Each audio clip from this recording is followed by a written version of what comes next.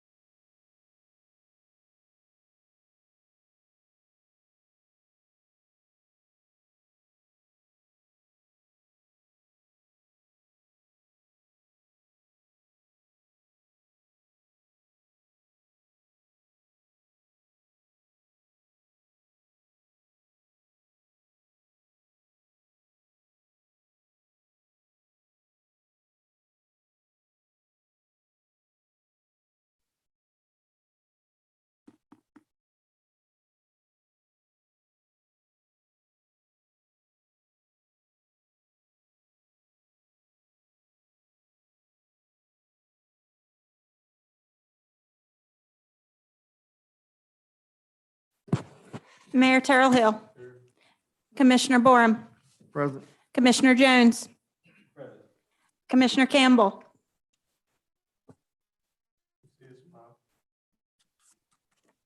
Commissioner Campbell, can you hear us okay? Commissioner McCaskill is not present for the record.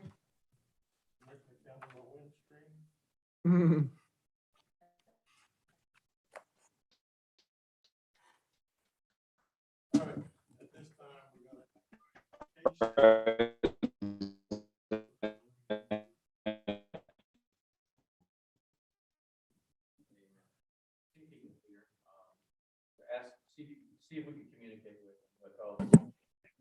There's an issue. Mr. Manager, I can't hear you. This is Valeria. Mr. Campbell, Commissioner Campbell, can you hear us?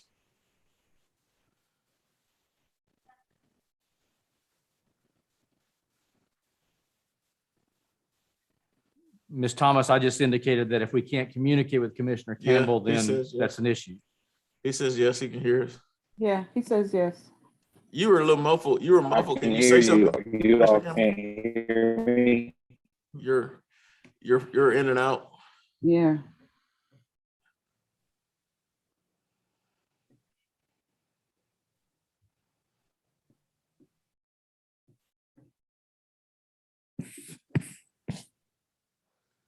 Well, I mean, theoretically, you have a quorum with 3 present, Oh, we're good.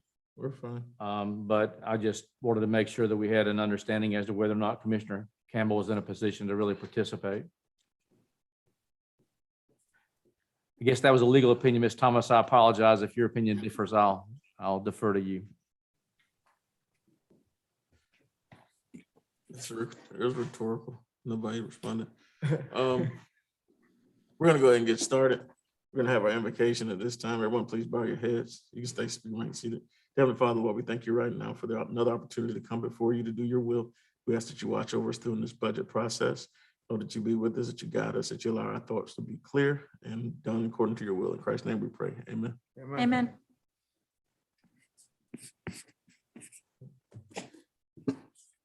All right, we're gonna stand for the pledge. Yeah. Please join me in the pledge. Pledge allegiance To the flag of the United States of America and to the republic for which it stands, one nation, under God, indivisible, with liberty and justice for all. Is there anyone here for public comment? Public comments will be limited to 3 minutes. No action will be taken on topics of discussion. If you're here, you can use the YouTube chat function. For the last time, we're no longer going to have the YouTube chat function as an official comment, but it'll still be available after today.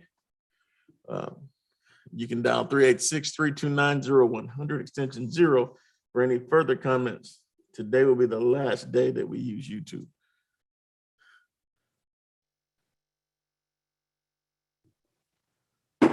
For public comment. Not at this time. Seeing no one here for public comment, we're going to close public comment. We're going to move on to our agenda items, presentation and discussion of our salary study results. Come on up, sir.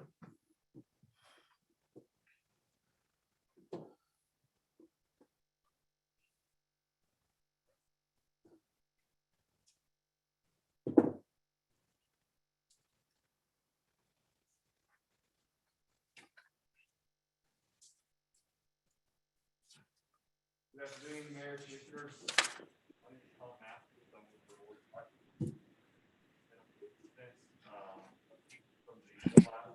Please utilize the microphones, please. Just got to match the button so the blue light comes on. Thank you.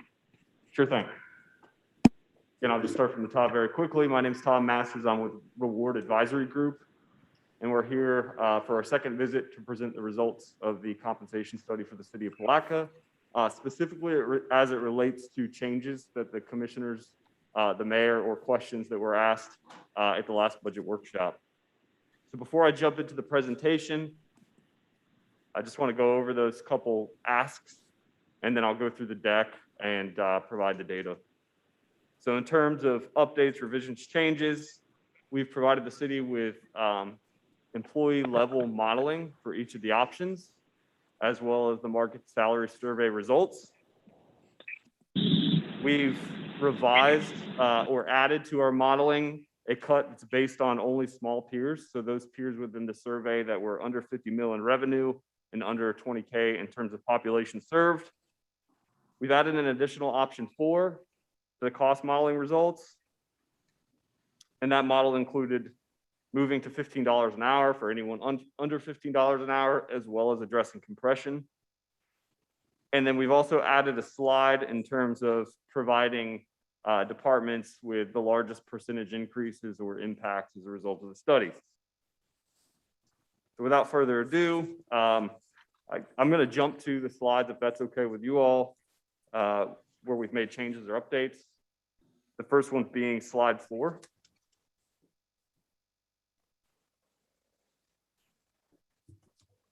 So on slide 4, the addition that we made here is again running the numbers and the outcome of the salary survey based on a revenue population cut across our peers. Again, we've isolated for that model those peers under 50 million in revenue and under 20K in terms of population served. Based on that data, city pay ranges, so the minimum, midpoint, and maximum, are 93% to market. And city actual pay is 99% of market. So just a couple comments that I wanted to make here in terms of the outcome. Sample size here is a bit of a concern. If you remember the last time, we highlighted our confidence in the data because we had 32 peers, 20 of which provided data. And when we do the all cut, that gives us a very high confidence level. I'm just going to remove my glasses, they're fogging up. When we get down to the 7 peers that meet that revenue and population served criteria, that gives us right off the bat a very small number of peers to work with. So our confidence level drops there. Typically in a study of this nature, I'm looking for a minimum of 7 data points. And even then, that's considered weak. So typically I'm looking for 10 plus data points in terms of comparison. So that's just one note there with that revenue population cut model. And then also just looking at the peers themselves, when we run that cut, the only other concern that I would have from looking at the results is it does remove some of those peers that are in close geographic proximity to the city of Palatka, which are likely to be your biggest competitors in the labor market. The other piece I wanted to point out here, because last time we talked about pain points or hot spots in terms of departments or positions that were furthest behind market, I do just want to call out that in this model, the firefighter pay plan, the one that's already been negotiated in the collective bargaining agreement, was found to be competitive at that revenue population cut analysis. Meaning that when we make the recommendations and model that out, there is no change recommended for the firefighter pay schedule via that cut. Whereas in the all peers, there is a recommendation made to increase firefighter pay.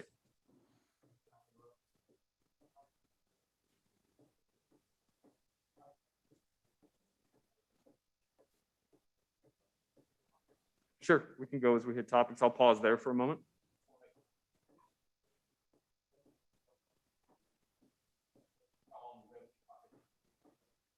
Hello? I can't hear. If I understood you correctly, if you limit yourself to what you're calling the population revenue cut, which is the peer group consisting of 7, then you're coming up with the conclusion that your firefighter pay plan is competitive. That's correct. If you go to the all peer group, that's where you're going to fall to a different conclusion. That's correct. Yep. Okay, thanks.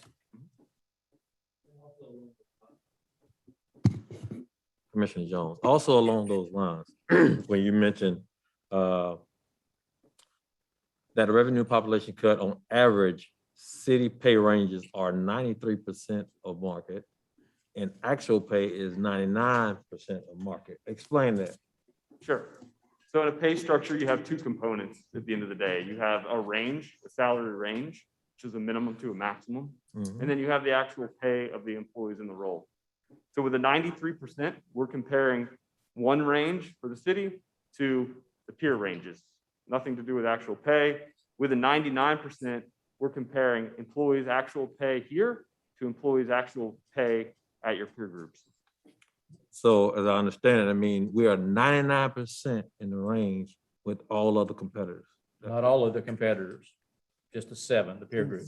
Yeah, well, yeah, that's who the peer group, that's what I'm talking about. These competitors, Yep. 99% in the range. So, so we're right there with them.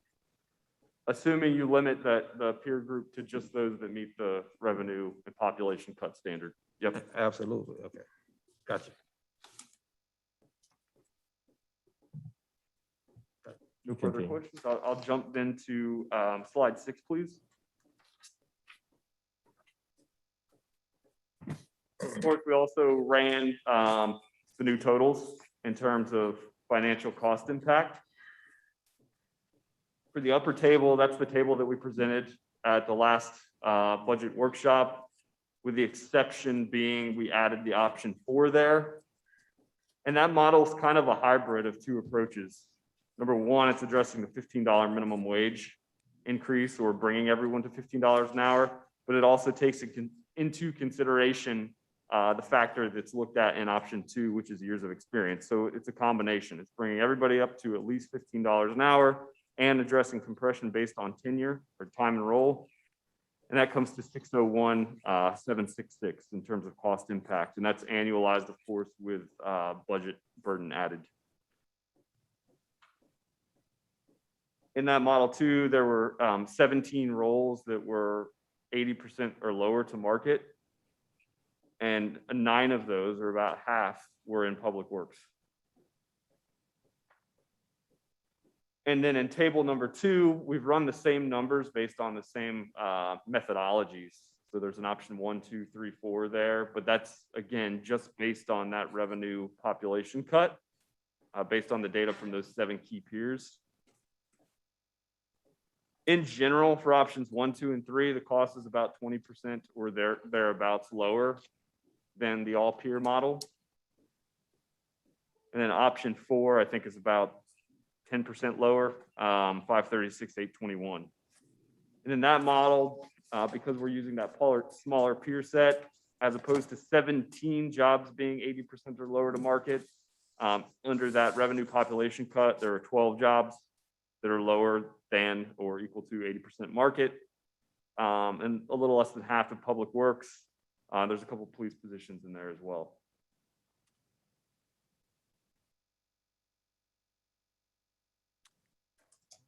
I'll pause there for a moment. Any questions around the modeling or the outcomes?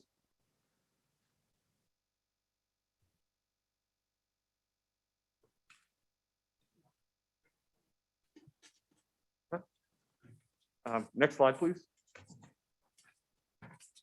And then the final ask addressed was in terms of hotspots or areas most impacted or furthest behind market. And so what we provided on this slide, this is a new slide since the last workshop, is just average increase in terms of base by department and option, just to give you an idea of kind of the severity of where we're addressing by department. See that city clerk, cultural resources, and airport are up there.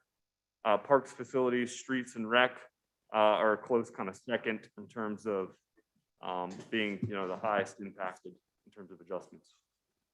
Yes, sir. I noticed in our peer group, we didn't even have Putnam County in here. Was there a reason why they were left out? I mean, that is a competitor of ours as well. Yeah, I believe they're actually on the list of 32 peers, being that they're the county that Palatka sits in, but they did not respond or provide data back to us. So we get 20 out of 32 peers. It's a pretty good result, but there's always those peers who either are swamped and can't provide the information, don't have it online where we can pull it, or choose not to participate in the survey. Oh.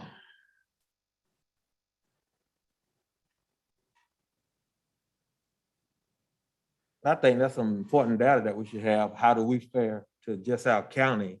When we talking about salaries, you know, we also lose people to go to the county from the city. So that's very important. I thought we should have that included, even though you said, you know, we knocked out some of the people that's close in proximity to us. I mean, that's right in our back door. And it should be included. Just my thoughts. Yep. Yes, sir. No, and contact attempts are made for all the peers on the list. It's just a matter of, you know, whether or not they choose to respond.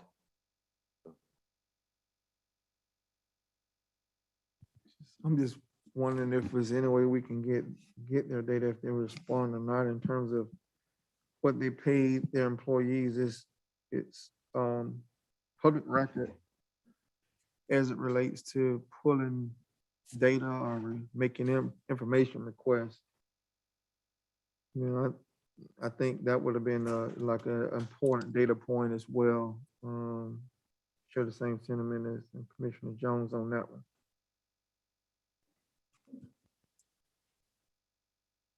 Understood. So in terms of updates to the deck, that covers them all. At this point, I can answer any additional questions or happy to dive into the data if we want to go that route. What's the pleasure of the board? Commissioner Campbell, you got anything? Get up the text, we'll see if it answers.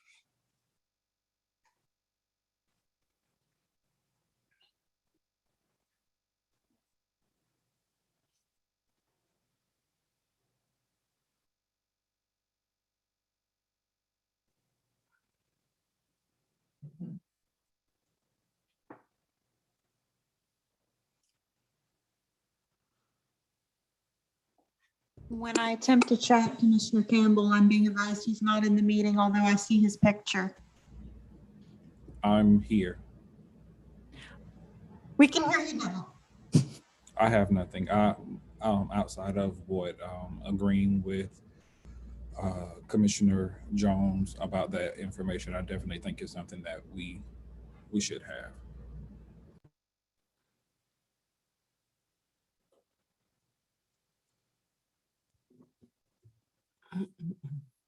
Any other comments? Jones? Hey, not at this time. Go ahead, Gary. Commissioner Boer, I'm good, thanks. you want to proceed? Yeah, we can proceed. I mean, we just noted a point in terms of information, but yeah, we can proceed. You got a comment now? Yes. You already missed your turn. Going back to the summary of these key points, option 1, 2, 3, and 4. I just want to make note to what the initial request was, so that we won't lose focus here, was to bring the sanitation workers that were pretty much at poverty level pay up. And I know some extensive work that your firm have done, and as far as staff going back and forth with working these things out. What I see up here is the significant increases to other areas just by trying to bring the lowest paid people up. And I don't know if we're going to achieve the main goal that we were trying to achieve without breaking the bank. And that's a concern, and I want to say it up front so that everybody knows. And I was the one that said we have to make sure that we get those folk that needed the most some money. And I still believe in that, and that's still the goal. But looking at the numbers that you put up in every proposal, for example, I'm gonna use as an example, cultural resources, you know, the average increase, 26.3% on option 1, 10% on option 2, 5, and then option 4 increase is back at 26.3 percentage raise. And you look at it, sanitation department is just 6.5, 6.5, 4.8, and then 12.2% increase for those workers. And I must say that those department, sanitation actually have more people in that department than cultural resources, and I guess I could include recreation in there too, which they have significant numbers as far as the increase. So again, we don't want to be the have and the have nots, because that's what we have right now. We want to have and have a little bit more. So I wanted to put that out there for the record. Yeah, I got one. You through, Commissioner?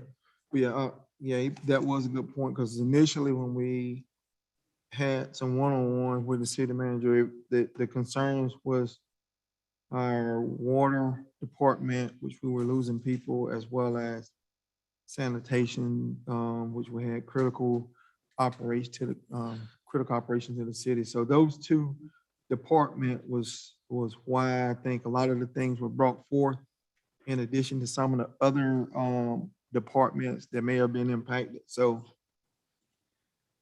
I'm just curious about, why those did not show up as being, severely impacted as some of the other departments was. So they're being paid to the degree that other peer areas are being paid. But when you look at the salary structure of those guys, and whether it's water or sanitation, sound like those were the areas that was highly impacted. I just don't understand why the study didn't bring that out or show that. Well, the study only brings out what the data shows, right? That's correct. So I think the question becomes, is the perceived disparity a disparity based upon the market and what the market is showing, or are the numbers better than we thought they would be? That's the question. So it looks like the gap that we anticipated is not the gap that the report reveals. And so it looks like what the report's done is pointing out some other areas where there's some deficits that need to be addressed. And so I guess for me, the goals were different than the goals that stated. And I think the goal for me wasn't to get anybody anywhere. It was to get a picture of what the true story was. And I think the data is showing us something different than even what I thought the data would show as it related to where we need to be in certain departments. And part of that may be based on the fact that, we did increase the floor in the other departments a couple of years ago. And so, I mean, it's to me, numbers, they got to show this as numbers never lie. They do sometimes. But if you don't have an agenda, the numbers don't really lie. The numbers are the numbers. And so it's like we're at a point where these numbers are saying something that can be validated based upon the number of responses you got. The fewer responses you get, the greater the coefficient of error is in whenever you look at what's in place. And so with the 20 respondents, there's less of an opportunity for error than there is with 7 respondents. That's just what it is. And so when you look at the total market, it's different from what we all anticipated. But No, I'm good. I respect the study or whatever. I'm not saying that the study was wrong. I was just going based on what the initial concern was, and I'm good with however I accept this report. But that wasn't my comment. My comment wasn't geared towards you. My comment was just that the study's the study. And we got to determine where we are based on what we got. Well, I like to add, Brother Mayor, that in doing this, I take it very seriously because I want to make sure that we keep employees here. And that hasn't changed to make sure we could take care of them. But I did do a little more research, and I wanted to share it with this board and this commission as well as the public. I took the liberty to call a couple of surrounding cities. When I looked at the list, and I called Lake City, Florida, whose population is close to ours. I think it's 12,063. And for their public works, they no longer have sanitation. They outsourced that. It was cost effective for them to do that, according to them. But their public works people make $10 an hour starting. Ours are 11. And the firefighter EMT is at $10.80 an hour because of the 56-hour work week. And that's how they come up with $31,573.57 as far as the annual salary. And I kind of wondered why we didn't at least have Lake City, because they are similar size as we are. So when you start comparing, and they may haven't responded to you guys, but I did know it's public record, so I called. And sometimes we need to do those things. And so when I see that, that's why I knew we're not that far away from other areas. I mean, we have ways to go. We have room to work. But when I'm talking about the intent was an emergency, and you don't have anything to do with that, Mr. So this is just information. When we talked about dire needs of people that couldn't hardly afford to make it paycheck to paycheck, yes, that's a dire need. I consider that dire need, and we want to help those folk. So that's why we start talking about, can we give them a little more money for the work that they're doing, being that it's a critical shortage as well. The rest of our departments, this is the snapshot that we have. We see where we are, but those people are critical. And the fight is to get them a little bit more money so they can make it. And I'm talking to the entire staff, team members of the city of Palatka at this point. When we sit and talk, it looks good when we can get a raise. I don't just gonna throw a number out there. If you're making $20,000 a year and you get a 10% raise, so that'll give you $2,000 more a year. If you're making $80,000 a year and you get a 10% raise, that's giving you $8,000 more a year. You see the picture? So we're talking about, we can't give everybody 10% raise. It's still not going to be equal out. It's not going to equal. It's not going to be equal where it's going to be an equal amount, but it's not going to help both areas the same. That person making $80,000, that $10,000 or that $8,000 will go a lot farther than that $2,000. And what we're trying to do is get those folk at the bottom to get a percentage where they could actually have a little more cushion or buy some extra loaves of bread at the end of the week. Because as we can see, and we know, and I looked at all the salaries, we got some people that make pretty good. So I just want to make that heartfelt. So I'm saying team and family when we use that concept. So when we're trying to help our fellow employee out, our fellow brother or sister that works with us, we look down and say, well, hey, look, they do need a helping hand. We need to try to help that. Maybe we don't think about self right now, but we're not going to forget about everybody either. Because coming 2026, everybody's going to get a bump somewhere. But based on the things that we have done, we just had a vote not to raise the millage rate.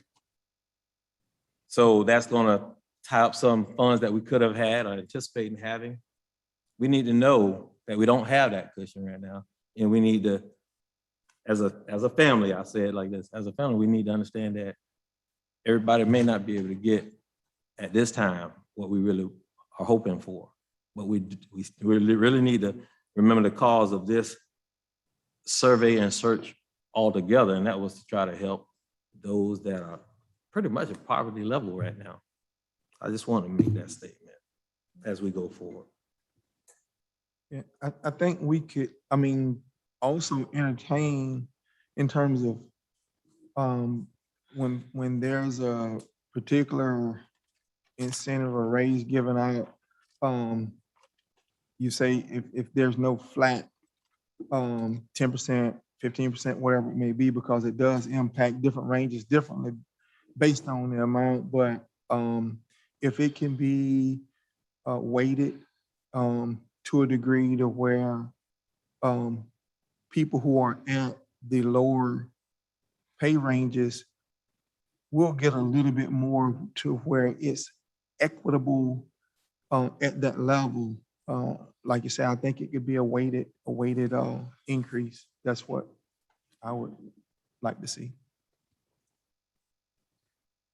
I caution all of y'all to remember this little thing called the 14th Amendment and the Equal Protection Clause. As y'all start to make certain decisions that don't necessarily affect everybody the same way. Just make sure that you get with counsel. And as you begin to throw out the ideas and we begin to adopt ideas, I think throwing ideas out is fine. But as we get to an adoption point, make sure that the ideas that you throw out don't trigger some component of the 14th Amendment of equal protection. Because at the end of the day, we owe the same duty to everybody, regardless of what department they're in. Things are a little different when you're administrators, but outside of that, you owe the same duty to everybody. And so we need to be conscious of the decisions that we make, that they have, that we've got at least the grounds to stand on to justify why certain things are done differently. Yes, sir. Couple of things. First of all, there's no doubt that this is a We can't hear. Yeah.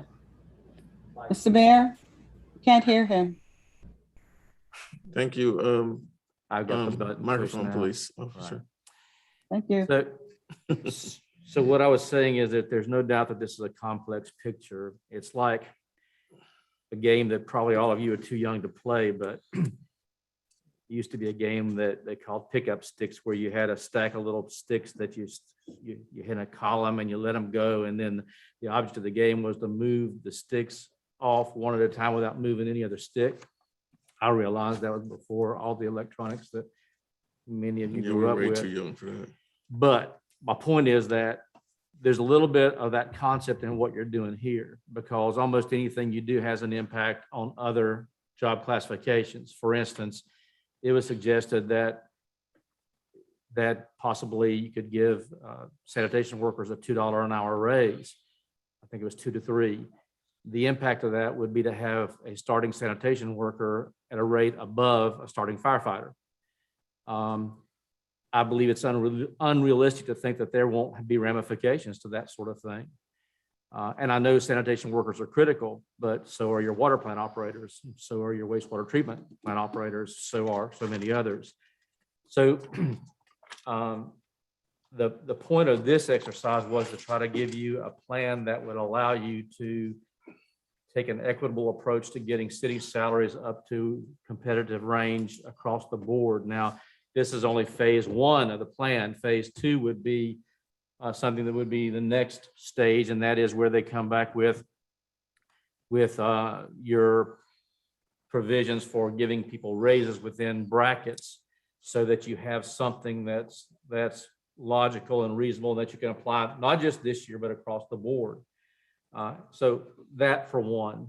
2, Lake cities, certainly, if you accept the premise that we're competing only against those of like budget and size, then other than what Tom said about a sample size of 7 not being ideal, then you may look at our picture and say we're not that far off. But to me, it's unrealistic to think that a person who's looking for a job or wanting to keep a job cares about what your population is if you can drive 30 minutes and make $3 or $4 more an hour. Lake City doesn't have a St. Augustine within 20 minutes of it. It doesn't have or St. Augustine Beach or for that matter, a Flagler or a Fleming Island or Keystone. So they may have a bit of of an advantage in that there's not many places for people there to go to get a job in the governmental sector for them to compete with. We don't have that luxury. So my only comment is it's not for me to say, what plan you come up with. I'm just going to mention that if you only address one department or two departments in your plan, it's probably not realistic to think that there won't be ramifications in other departments. And I'll just leave it at that. I have a question to you, city manager. All right. Since you handle day-to-day operations, I'm gonna volley the ball back in your court because it's actually the operations of your sanitation department, and we are unable to keep people as it is. So what's your plan? Or what was your plan prior to this? Or should we say alongside the salary survey and the steps that we're trying to get, would you have any other options that you have explored or willing to explore to make that happen? With all the aforementioned that you just mentioned in mind. Well, I'm sorry, I didn't mean to cut you off. No, because, and I think you ultimately, that's your responsibility. So if that would be the key, you're saying what we would do. My question, what plan you have so that we could achieve this, so it won't look like, well, the commission made this decision, because that's how I kind of feel as I've been even exploring this thing, because it's like, and I agree with you, because we both agreed about, we kind of missed the opportunity where we could have some revenue, but that's water on the bridge at this point. But, I want to volley it back. Still gonna fuss about that. Keep going. I want to volley that back because, half of our workforce is out of the city. So they're coming here for some reason and might just like the city of Palatka. Or maybe it's a lack of choices. But I'm going to give it back to you to answer my question. All right, I'll answer your question. First of all, the reason I don't think a simplistic approach to this works, or for the reason that I don't think a simplistic approach to this works, I was interested in us having something that looked at a comprehensive approach to your fixing your wage issue, not just for this year, but hopefully for the future as well. That involved both wages, wage compensation survey, a new pay classification plan with merit increases, all of which ultimately would be a platform you could use for the future. Rather than just, I don't know of anybody that's proposed just giving everybody 10%. I don't believe that was ever a proposal that I've seen, or 5% or anything else. I think that from my perspective, if you ask me which one of the plans personally I would go with, it'd be option number 2. Because I think that is the most equitable, in my opinion, when you couple that with the next phase of what Reward Group is going to bring back, which is the merit pay criteria and the classifications that providing for raises within classification, so that an employee, once they're in a classification, has some expectation of being able to move up in that classification and get raises based upon merit. So if you ask me what my option would be, you did, my option would be number 2. So from that perspective, that's kind of where I would stand now. As I said a minute ago, the problem is complex. And so I'm not taking issue with anybody who has a differing opinion. I'm just saying that I think that's the most equitable option, in my opinion. I basically had said that before Mr. Masters said that in our earlier conversation. From my perspective, it would be 2 or 3, and we can't afford 3. So that was where I was from earlier. 3 is, go ahead, least percentage. I'm sorry, we can't afford. 2 is the one that I thought we could afford best, or that would provide with the most. Let's see, where's 3? Option 2. 3, if I'm understanding it correctly, would have the 550. 2 was the 472. 4 was the 601. If I use the all peers comparison, which I believe, and you're asking for my opinion again, and I'm not Tom, so this isn't my game, but from my perspective, I still can't get past the fact that you're competing with people that aren't just in your budget or population range. So I would have, and also because of the lack of confidence in the 7 peer group, the group of 7 peers, I would have opted with option number 2, which was the years of experience option, which was, I guess that's the second highest. What's option 1 up there? Yeah, it's the second highest cost would be option 2, next to the bottom. Option 1 just to bring everybody to minimum. Is there I'm- anybody leaning towards option 1? I was looking at the wrong sheet here that I was. Just- No, go back to that other sheet I was where you looking at the just put summary up, because that's what we were looking at. That one. Right That's there. the one that I was looking at. And that's what, So help me understand this being different from page 6. That's the average percent increase by option and department, but your net dollars are reflected on that Okay. earlier chart. Is that correct? That's correct. Okay, so yeah, that wasn't clear on this. That's why I looked at this. I'm like, well, wow. You just going purely on percentage. That's only percentage, right? Yes. Okay. But again, it is a policy matter. So I mean, I can I can tell you what my opinion is, but like you said a minute ago, or you implied a minute ago, there are a lot of factors involved, including your budget and your policies and other things. So that's why, I mean, you're asking me what I think's better from an operational perspective. If I'm looking at this from a standpoint of putting in play what I think is an equitable pay plan, which has room for movement based upon the classifications and the merit raises, it would be option 2. So that's where I am. But it's not a pure policy decision. And I think it's both an HR decision as well. I And agree. it has to be collaborative I in the agree. way that it's done.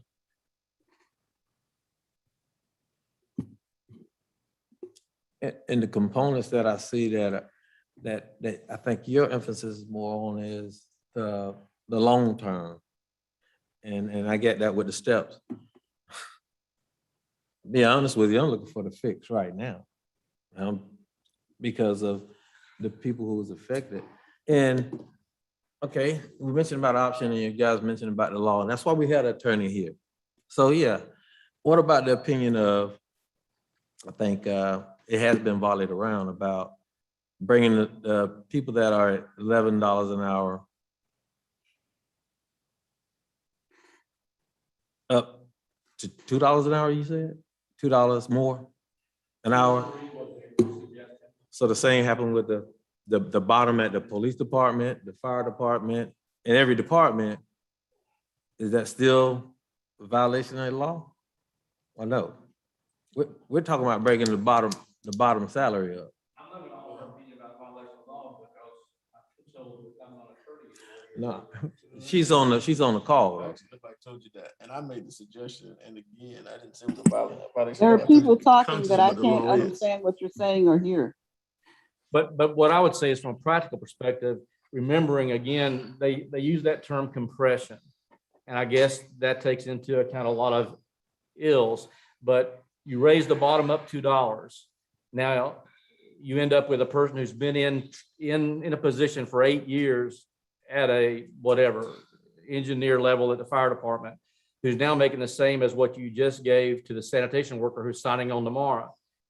There's, in my opinion, there will be ramifications from that. I mean, I don't see how they can't be. I said. Also give it the floor for every department. So whatever So- their lowest wage is, give everybody at the lowest wage a $2 an hour raise. Yeah. What about people that thought? Again, we're talking about the ones that's barely making it. So you're hitting every department, but you're not hitting everybody in the department.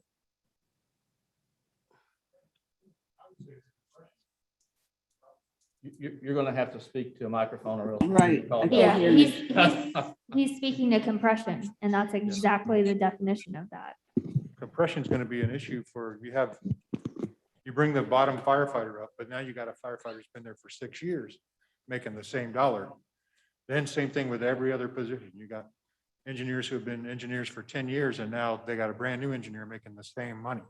So there's nothing there that separates them for their years of service, which I think is going to be an issue for us, and it's going to make it hard for us to hire. And just back to some of the earlier points, we are competing with everybody around us, whether we want to or not. That's where everybody's going. I got a guy leaving to go to Jacksonville. I got another guy trying to get on St. Johns County. So those people are going to leave, because if we got to this number here, which I think I saw somewhere was 38,000, that's right around what the county pays, St. Johns County pays. That would make us competitive. So It wouldn't be better, but it'd be competitive. guess what that is? Finance right there, $2 more an hour will get you there.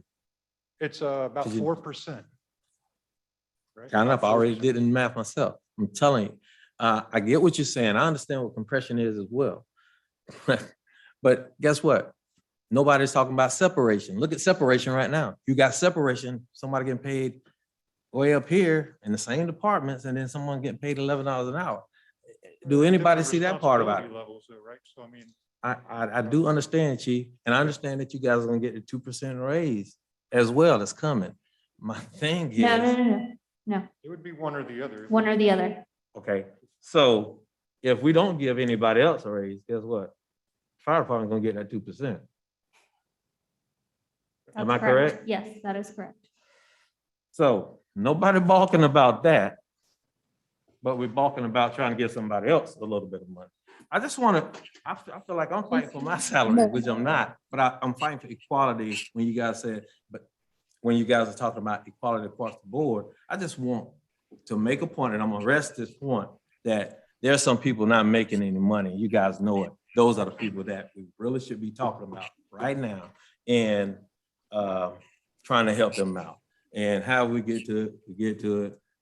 But I just wanted, it's just been kind of pricking my heart to fight for these folks in this manner. And I apologize for taking up the time when people thinking that I'm kind of being unrealistic. Taking up all the time? But I'm gonna tell you that I just think that when we start talking about a team, that may be something that we could say, hey, listen, even if we have the conversation to talk to the fire department union, have our attorney talk to their attorney and their representative, and just say, hey, how can we do it where we also bring up your minimum people as well, considering compression, but maybe addressing that more with this plan that we're talking about in the years to come with the step.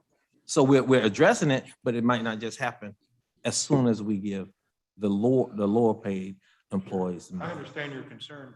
I would just say that in the past 3 to 5 years, that has been addressed at the fire department. The last time they went to $11 an hour, the fire department said nothing. They didn't invoke the clause. They allowed you to give them $11 an hour. And right after that was a promise that they were going to fix public safety. Fix public safety by getting you $1 million with the trucks, if you want to know the deal. I'm just telling you what, I don't bargain for the union. I'm just Well, telling you you where seem I to think be. their mindset's kind of. Just to understand, there's a divide between being in administration and being a union guy. Yeah. Right. You got to make sure you know what your role is. Yep. And I know So it's I'm just- changed over time, but make sure you remember you're the chief. You're no longer the. Right. you're I'm no just longer telling the you where I union. think their head is based on history. I haven't talked to them about bargaining for this, and nor would I. But that'll come up in October next year. Yeah, but the promise came up, and the promise came up, the promise that was there was that there was a whole bunch of complaining. And I was there, and I was a part of the conversation. There was a whole bunch of complaining that you didn't have proper equipment, you didn't have proper this, proper that. You got $1 million proper, and then you still got a problem. So let's not be confused about what happened, because there's a whole bunch of shiny trucks over there. That was the difference between your salaries and what was in place. That's a fair point. However, shiny trucks don't pay their rent. Well, that's don't what they pay their- wanted. I only get the people what they want. I'm just telling you, as employees, they're looking at this completely. Well, it's hard to put a fire out when the truck cuts off. It is, but again, that's going to be the city's concern, not the employee. All right, chief, you can sit down. Well, I'm looking at all the options, and irregardless of whatever we pick, option 1, 2, 3, or 4, you're still gonna miss somebody. I mean, if we're gonna talk about Three doesn't miss are many. not missing anybody, then we need to come up with another option that has everybody, because again, like Commissioner Jones was saying, when we were trying to satisfy certain things and without getting into any of the legalities or whatever, these four options don't cover everybody, and that's my point.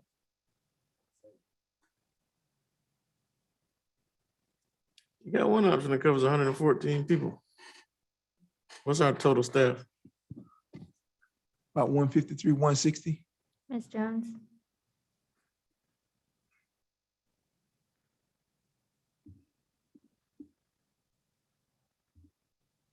What's our total number of employees, Ms. Jones? It is 136. Okay, thank you.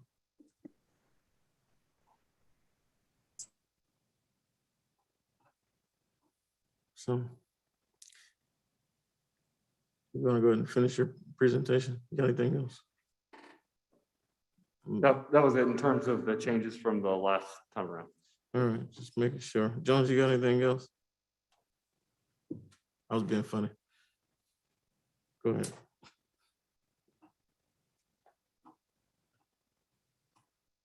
Any further comments for the commission? No, I'm good. I want to laugh. Commissioner Campbell, you got anything? No, sir, not at this time. You all have. We can't hear covered you. Stuff that I wanted to have covered, so I'm good. Turn it up. Can you say that again? Commissioner Campbell said he was good. Okay. Commissioner Board, we got anything else? No, I'm good. We can proceed. All right, so here's the question. All the conversation we've had sounds like nobody's considering option one. Is that safe to say? Jones? Is there anyone considering option one or believes that we need to continue having conversations about that as we start to dwindle this thing down? Okay, so it seems like Commissioner Borum. No, I'm not on option one. Okay, Commissioner Campbell. No, sir, for option one. All right, so we can X option one.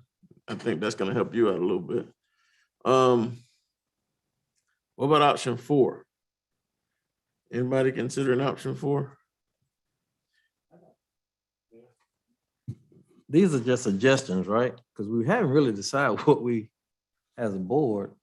This is what I'm trying to do right now, is get us to a point where we start to narrow the conversation down, because we haven't decided what we're gonna do. But at least if we can tailor the conversation down, then we can start to come up with a plan. But if we got four options on the table and we know that we're not gonna use it, the ones we know we're not gonna use, let's stop talking about them. Okay, I just gave a suggestion and for consideration, I don't know, and I think Commissioner Borum also kind of agreed with it. Because the biggest question gonna be where we're gonna get the money from to fund these raises, because next gonna be about the budget. But that's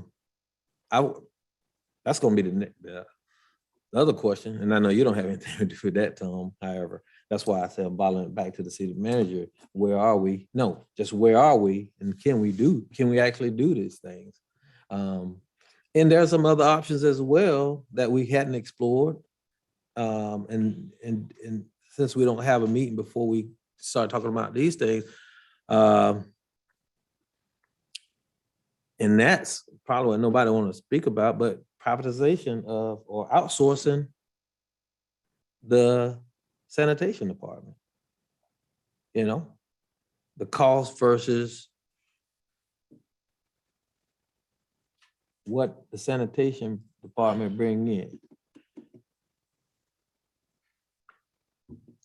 So if I could speak to the first point, Ms. Shank advises me that she ran a budget proposal plugging in option two, and that she has a balanced budget with option two that would involve, correct me if I'm wrong, by the time you include the increase in ad valorem taxes that you realized a projected increase in sales tax and fire fee. If I understood you correctly, you're about $500,000 into the reserves in funding the budgets of the departments, including option number 2. Now, I will, as a matter of point of, I guess, reference or disclaimer, and we'll talk about that more on the budget side of it, but that was plugging in about $82,000, $80,000 for the Jenkins facility in total, which would not be enough to cover a fire suppression system or any major repairs, but that would be an annual operating expenditure. It did not also include anything for the water taxis other than $32,000 a year, which would basically be for maintenance and upkeep. We're trying very hard to have discussions with Mr. Lagacia about an operating contract, but we've not been successful yet in sitting down with him. And that did not also include the police radios, if you have to pay for them, if I'm correct on that, which are another $512,000. Is that correct? No, It did include. correct. So It's you're in a talking about separate. going only into reserve by 500,000. And I say only, and I don't mean that to say only, and that 500,000 is nothing, but it still leaves you at about a 25% reserve ratio, as I understand from Ms. Shank. So is it doable? Yes. Can you do it every year off the reserves? No. You know, and you do have those things that I just mentioned to you, Jenkins and the riverboats, that are unknown. So again, that's just factual information from Ms. Shank.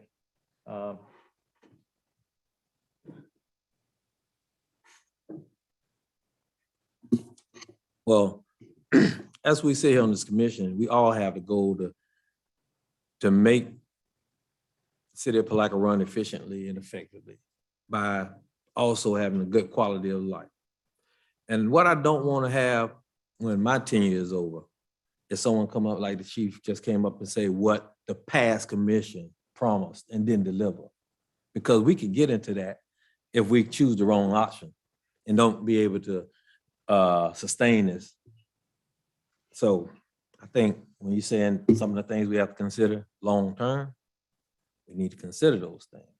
And, you know, as much as I would like to, you know, break the bank, so to speak, and give everybody the money that they deserve, and I do feel everybody deserves more money, but can we do it? And that's the biggest question. And I think that, you know, I know we need to have a little more answers before we do that. And the biggest thing, and I'm gonna go back to it, is you mentioned about the sample size, but I think if we're doing an extensive survey, there shouldn't be no reason we shouldn't get our neighbors. There shouldn't be no reason we shouldn't have the county's numbers in here included. And I request that you go back and get it. But if we take your logic into account, the county's got a $130 million budget and 70,000 people. I mean, it's still, it's different from what you asked for. You asked for small communities. Alachua County has. I mean, I'm just saying, you asked for small communities, so you gotta, But they're right here, Mayor. you try to limit it, but then on one end, you don't. When Right or wrong? we even have Duval County in here. But you asked, Million you people. said that you only wanted, you asked the thing to be reduced down to communities under 10,000 people I did. in a certain budget range, which was similar to ours. And now you're saying you want the county got 10 times more money than we got. And almost 10 times more people, at least 7. I can understand that, but again, that's a request. I mean, it's a request, but just keep it consistent so I don't get confused. All right. Again, that is my request. And if we look at even Green Cove Springs, you look at Jacksonville and you look at that population as well, as far as their revenue, how can we relate?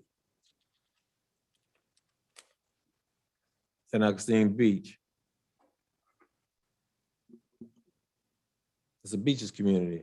The taxes, I mean, again, I made my statement. I'm gonna close. And it's fine. We compete against Waste Pro too, and they got way more money than most of these places. They're $1 billion industry.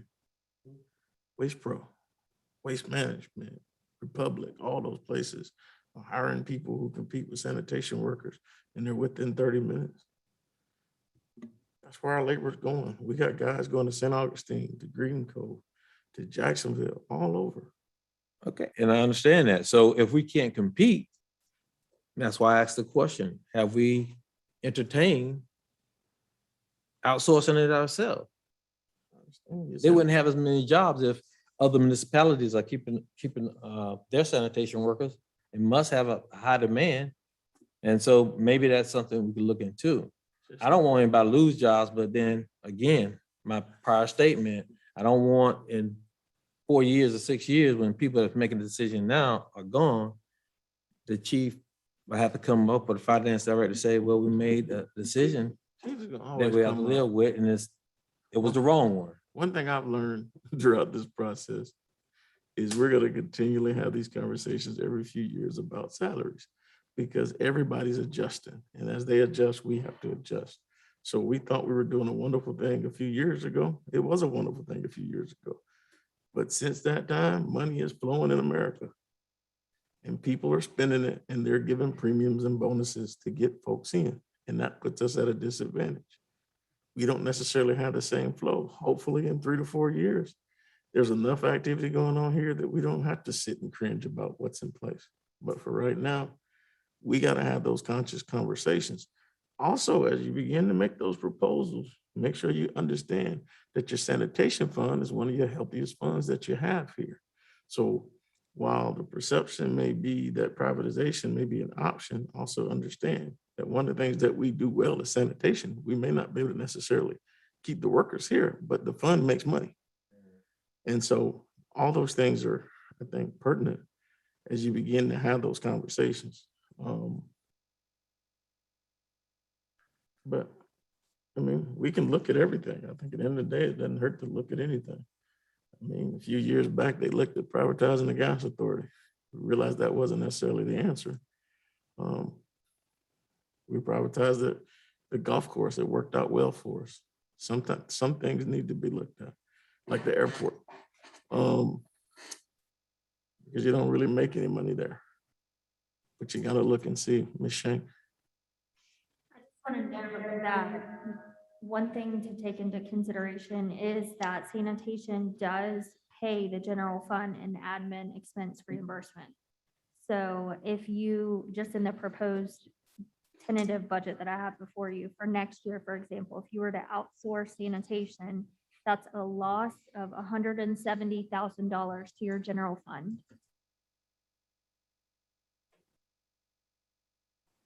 But that's not taking into consideration of any pay increases that we're gonna have to absorb right now. Is that correct? But Or it's no? in its own fund. So those funds are completely in themselves. It's an enterprise fund. It doesn't directly reflect to general fund. So did their salary come out the general fund? No, they come out of their own enterprise fund. Because that's Correct. their own sanitation It- fund. And that's what you're So- talking about, the Correct. money is So- gonna come out of the enterprise fund, right? Yes, but it comes to general fund. So if you were to eliminate this enterprise fund, you're now taking away $170,000 from your general fund. Understood. But if they get raises, It won't touch on, it That's- won't come close to 170 grand. no, but it's gonna deduct that 170, it's gonna deduct from that 170 grand that you're. No, It's a that is different line. Okay, strictly, that's what I'm yep, asking. It's a yep. different line. Yep. Okay, thank you. Two different pots of Thank you for money. clarifying that. So with all that being said, we have any more questions for Mr. Masters before we forget why he's here?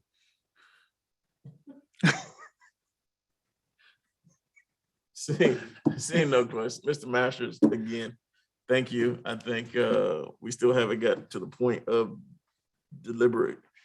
Option 4, going directly to 15 an hour, is that an option for us right now? No, not Commissioner financial. Barr? I don't think it's, I think we need to graduate that in terms of what we have. I think it's not an option right now. We scale it, we'll phase it in. You agree with that, phasing it in. All right, Commissioner Campbell.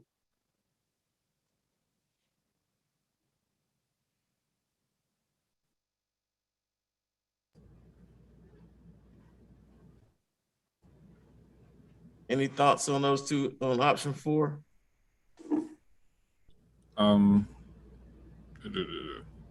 That's the $15 an hour blanket. Oh, Just going no, straight to 15. No, I think it's something that we probably need to phase in. Okay, all right. So we can, it's safe to say option 1 and option 4 are not viable options for right now. So options 2 and 3 are the considerations, along with also looking at a blanket $2 an hour raise, which is something that was spoken of by Commissioner Jones. And I think Commissioner Borum seemed to have a little bit of a thought on that as well. And so that gets us to at least looking at those numbers, seeing where we are, and looking at actuarial impacts, all with everything that goes along with that. Any other comments? I just have one question. So, Shank, in terms of budget prep, Mr. Manager, Mr. we Holmes, can't could hear you you. please? His Please. mic's never on. Just keep it on continuously. Ms. Shank, in terms of budget prep, what's your timetable for having a number, whether it be based upon an option or not, a number for you to plug into the budget for salaries? Realistically, my hopes were that today the commission would have a vote and a sentiment as to what direction you wanted staff to go towards as far as your personnel, because you are not only impacting general fund, but also the other funds. So until you make a decision with personnel, I cannot give you an adopted balanced budget. So even at the next workshop on the 26th, without a decision, I cannot give you a balanced budget. Okay. So you're giving me a moving target until you make a decision. That's why you get the big bucks. So can you run, how long would it take you to run a number on a $2 hour raise per? I can do it within the next 24 to 48 hours. Okay, you can run that on a spreadsheet pretty quick, right? Mhm. All right, any? That's a $2 an hour for all employees. Correct. That's one of the suggestions. Okay, I'm just asking to make sure that she knows what she's running. All right, and Thank so you budgeted thus far under option 2, which is about an $80,000 difference. Correct. Let's budget at the high option for now. That way, I think if you run at the high option, then anything that's less gives you the ability to move money to other places. Correct. Yeah, or keep it out, or keep it in reserve. And then we can talk about what we're going to sell later to make up for it. I think that's probably the fairest thing for you. Correct. Is we're 550 on option 3, looks like. Mhm. 550 on option 3, you're 472 on option 2. If you run it about 550, we know it's pulling from reserves anyway. That at least gives you an opportunity to look at where we are from that standpoint. And then we can pull back. It's easier to scale down on this one. Correct. And one thing I want to note, and we'll go over the carry forward of your cash that you're carrying forward that's unassigned, as well as the reserve unassigned balance. But one thing I want to note is that in the next fiscal year, you do have a $500,000 impact as a one-time cost, and that's for the radios. So although you are eating into your reserve this year, you're not going to have that ongoing expense. All right. And we know that there's going to be some offset on capital Right. improvements with ARPA and all the other stuff that's going to balance out at some point, but we don't want to rely on our ARPA for anything.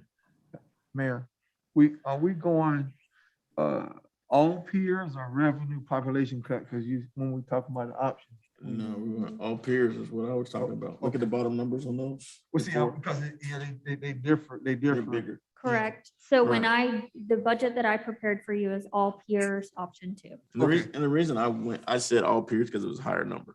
And then that way, if we scale back, depending on whatever the commission decides as far as whether it's taking Commissioner Jones's approach or some variation of 2 and 3 or whatever it may be, then we're already at least in the range. And then that way, you know that your play is gonna be at least 80,000 one way or the other. And I think that gets rid of some of your headache at that point. Mhm. Correct.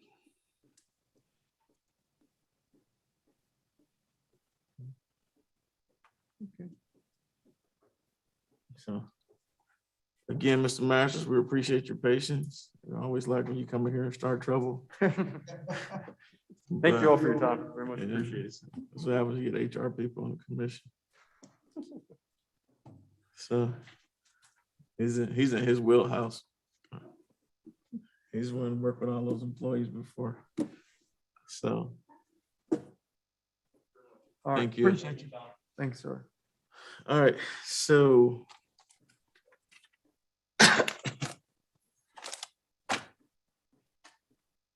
We're gonna take a 5-minute break. After that, Commissioner Jones, your comments will be limited to 2 minutes for the rest of the day.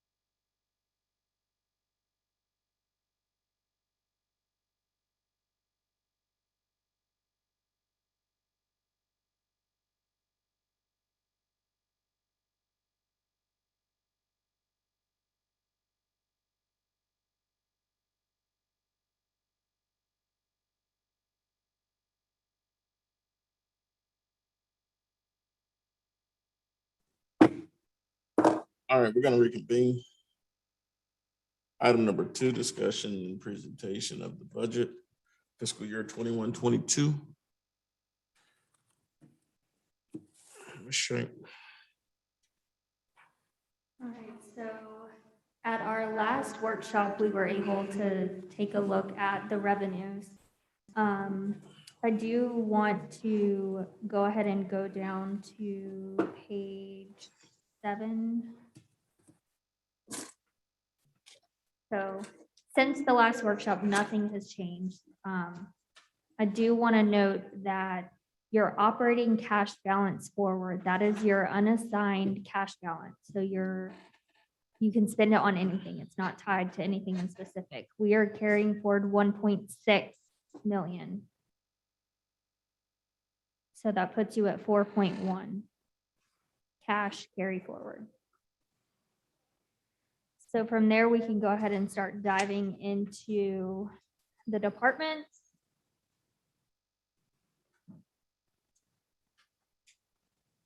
First one we have is city commission. At your request, I did put in for each commissioner to have a budget to do community events.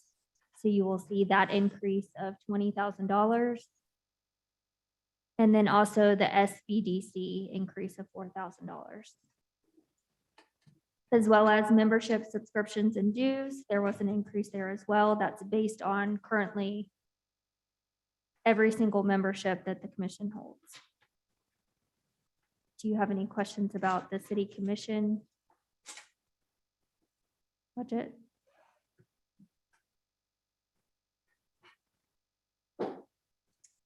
No. Okay. Next up, we have city manager. For city manager, I did reduce vehicle maintenance. That is due to, we are budgeting for a new vehicle, and in return, we would surplus an old used vehicle that is facing larger scale repairs if we do not go ahead and purchase the new one. Any questions on? So that is actually can't hear. under the state contract pricing. The vehicle that I priced is another Traverse. Because to me, that is the most economical for the space type of vehicle. And that's state contract pricing. I draw the line on that. No, Mr. Holmes, it's we about can't hear you. $14,000 difference. We can't hear. EV, electric vehicles for city manager? Get him an EV? I You know, did not. I Don't went do with it. a mid-sized SUV. Oh, I'm sure it would be significantly more expensive though. I was just. No Teslas here. Oh.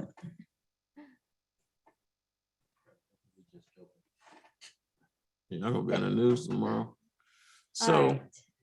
Next up, we have city clerk. City clerk, you will see that there is a Municode update. That is something that we have to do every year, as well as the Novus agenda and shredding that we've put into the budget.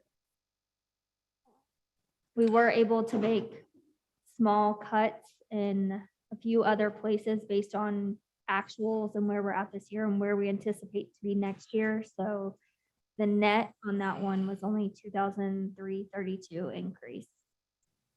And I do want to note every personnel section that you're seeing is slotted for option 2 of the entire peer group. So when you look at the total for the personnel, that's inclusive of pension, FICA, and health and insurance as well. So the personnel that you're seeing on every single department, I slotted all peer group option 2.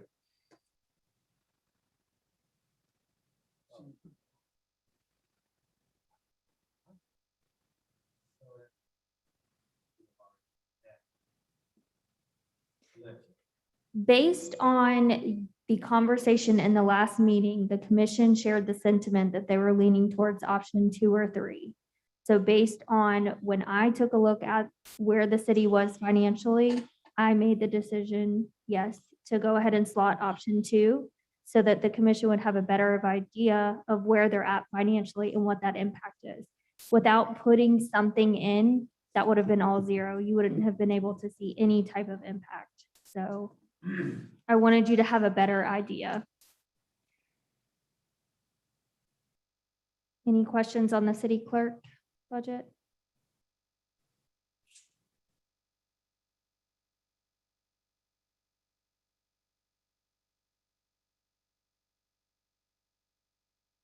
Okay, we can go on. Yeah, the city clerk, executive salary. Sure. I don't see it up there. 40,435. So, correct. So one of the main differences between executive and regular salaries, all that is it's an ADG internal thing. So based on where your cost activity center is where it bills to the GL. So currently Sunny, which is in the city clerk's budget, she comes out of regular salaries. Whereas in the past, Betsy was an executive for her cost center. Now, why HR, when the switch was made between those two positions, why the cost center was changed, I can't attest for that. But that's why it's put up that way. Yeah.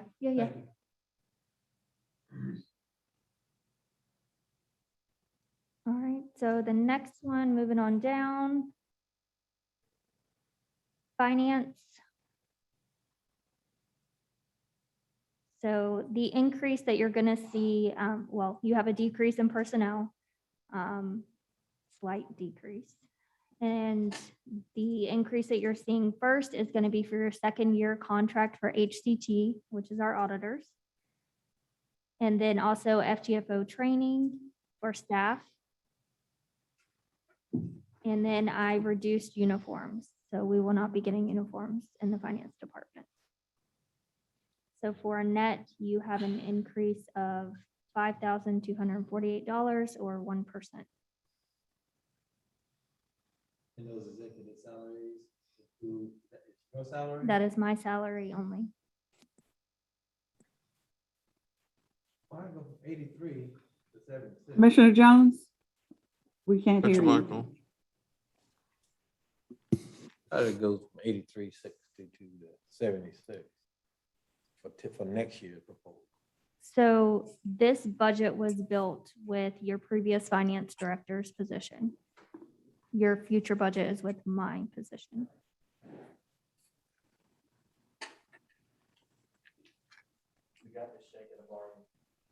Oh, keep on.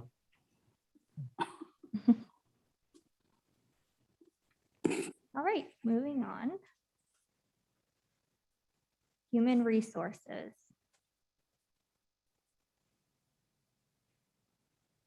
Overall, this entire department has a decrease between personnel as well as we took down the schooling and conference down to 1 person traveling, which saved $1,000.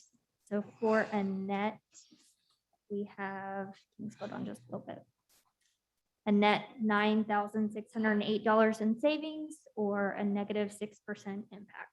So we still budget for the, go back, we're still budgeting for the 2nd position Correct. for an HR assistant. At this time, that position is still vacant and it is still slotted into human resources, yes. But in all fairness and full disclosure, there's a possibility that that position is going to go to the grant. Mr. Holmes? Ooh, Zoom is such a fun thing. There's a possibility that that position is going to go over to the grant accounting side so that we can try to address some of those issues. So. I got a comment. Go ahead.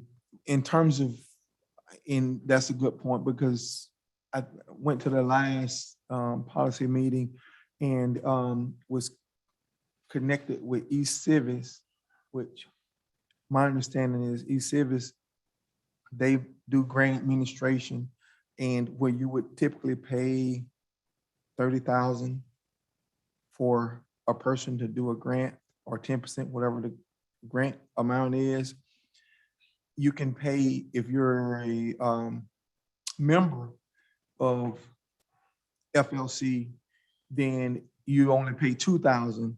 You're around 2,000 or so.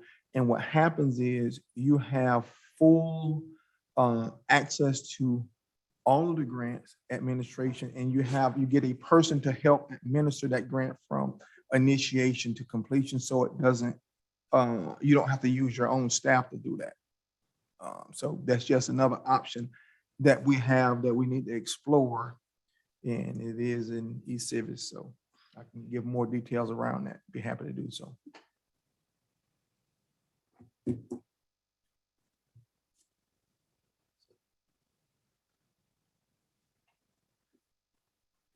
Go ahead.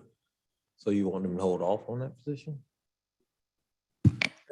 In my opinion, I think from what I understood, eCivis and the administration that they use through the Florida League of Cities, that's what they do all the time, and they provide you with a person, no matter how many grants you get.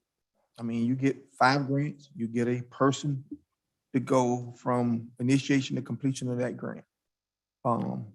And that's what my understanding was. So I think we can use that service to where we don't have to at least increase staff for that particular.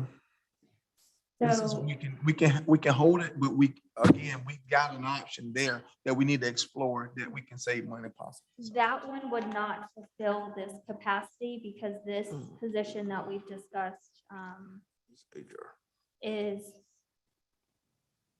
it's more of a clerical position. So whereas the league may provide someone for grant administration, they're not going to come and have access to ADG to put in that requisition, to pay that invoice, to do that end user processing that a clerical staff would do. And that's where the void is currently, and where we're seeing lag time is more on the clerical side of it, not so much the administration as far as grant writing or being out in the field. Maybe I'll defer to Jonathan for some more comments on that. Okay.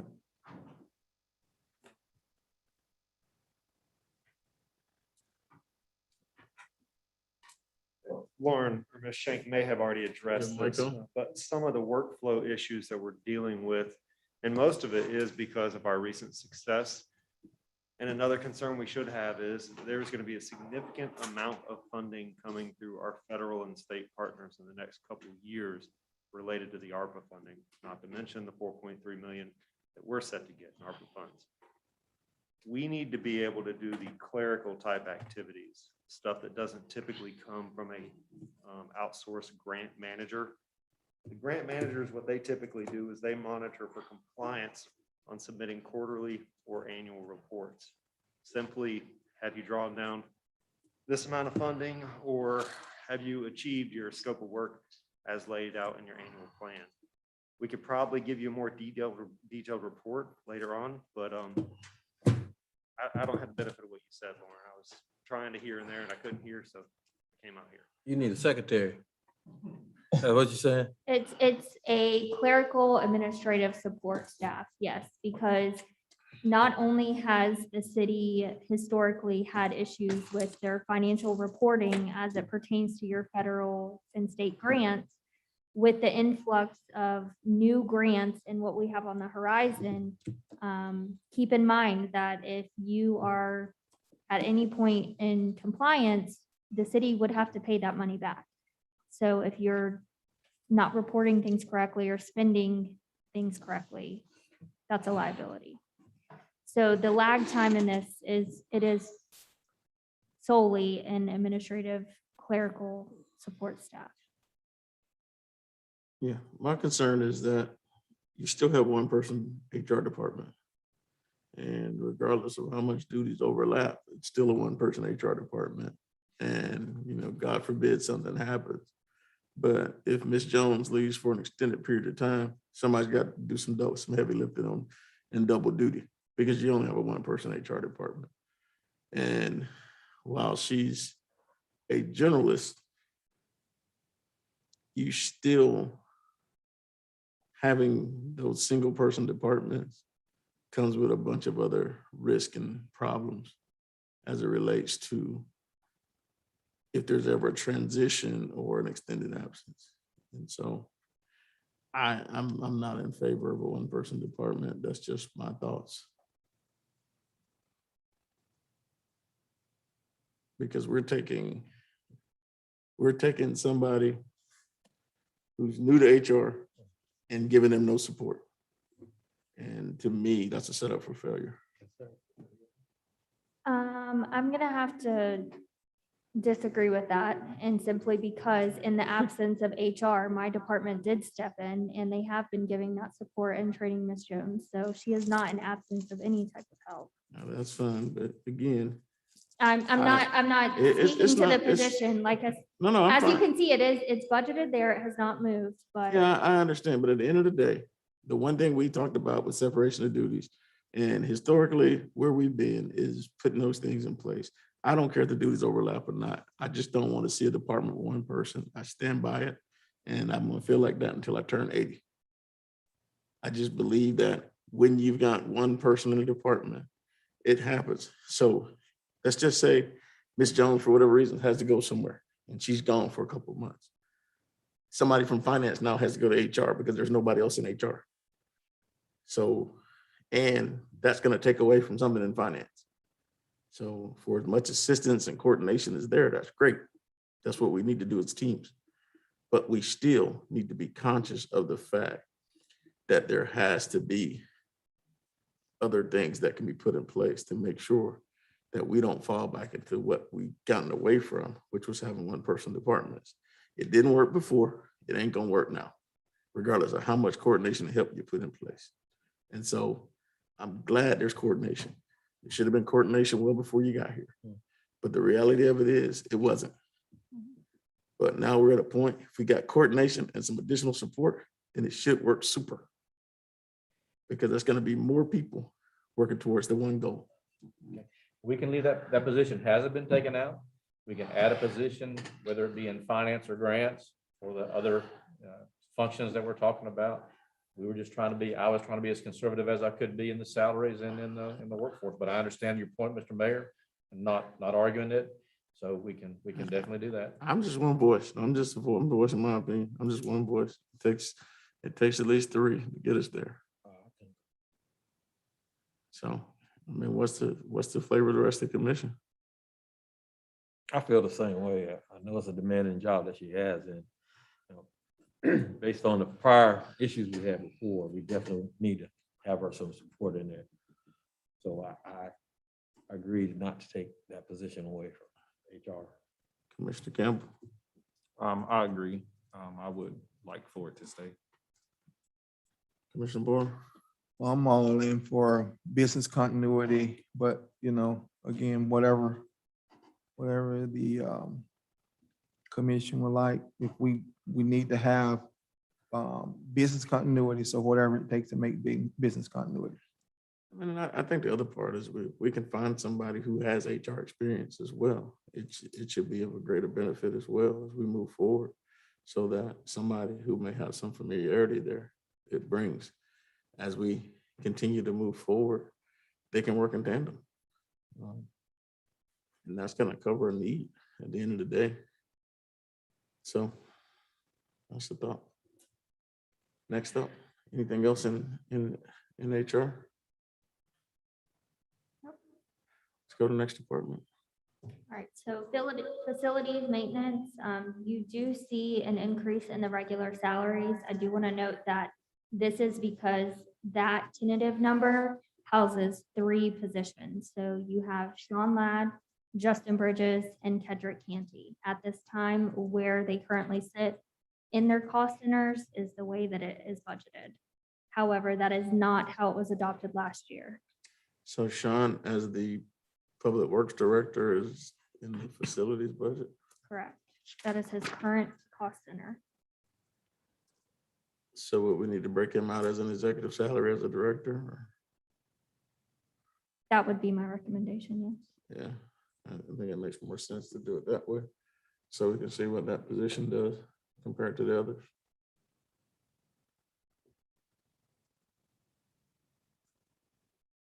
And one thing I do want to note is that I did add building maintenance.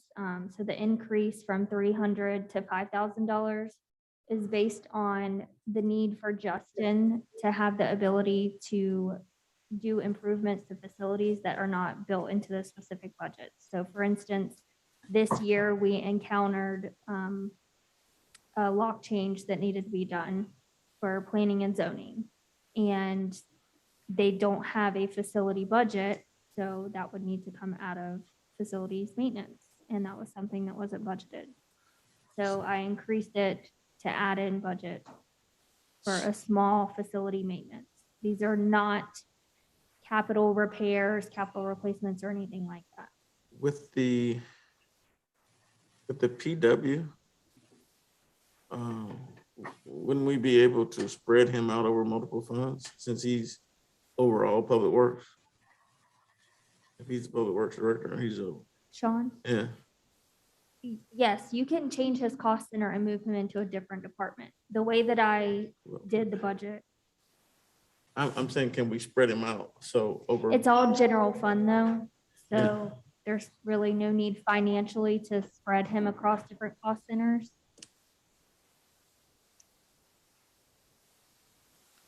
Unless, You take something from the enterprise fund, correct, which is my thought. which is part Because- of your. Which is part of adminis- his duties. Correct. So that would be part of your administration reimbursement. We could include his salary, yes. Right. Part of his And salary. to be honest, I think we already do include a part of it. Can you? just- I can verify that. Yep. That's just my thought. Would it be the whole salary? No, it would be a of portion. it, because it's spread out over multiple funds. Yep. So the logic would be that you would have Sean in one department, and then you would have in transfer in for part of his salary to the general fund. It would almost be like a reimbursement. Correct. Okay. Y'all, everybody follow? You follow? Okay.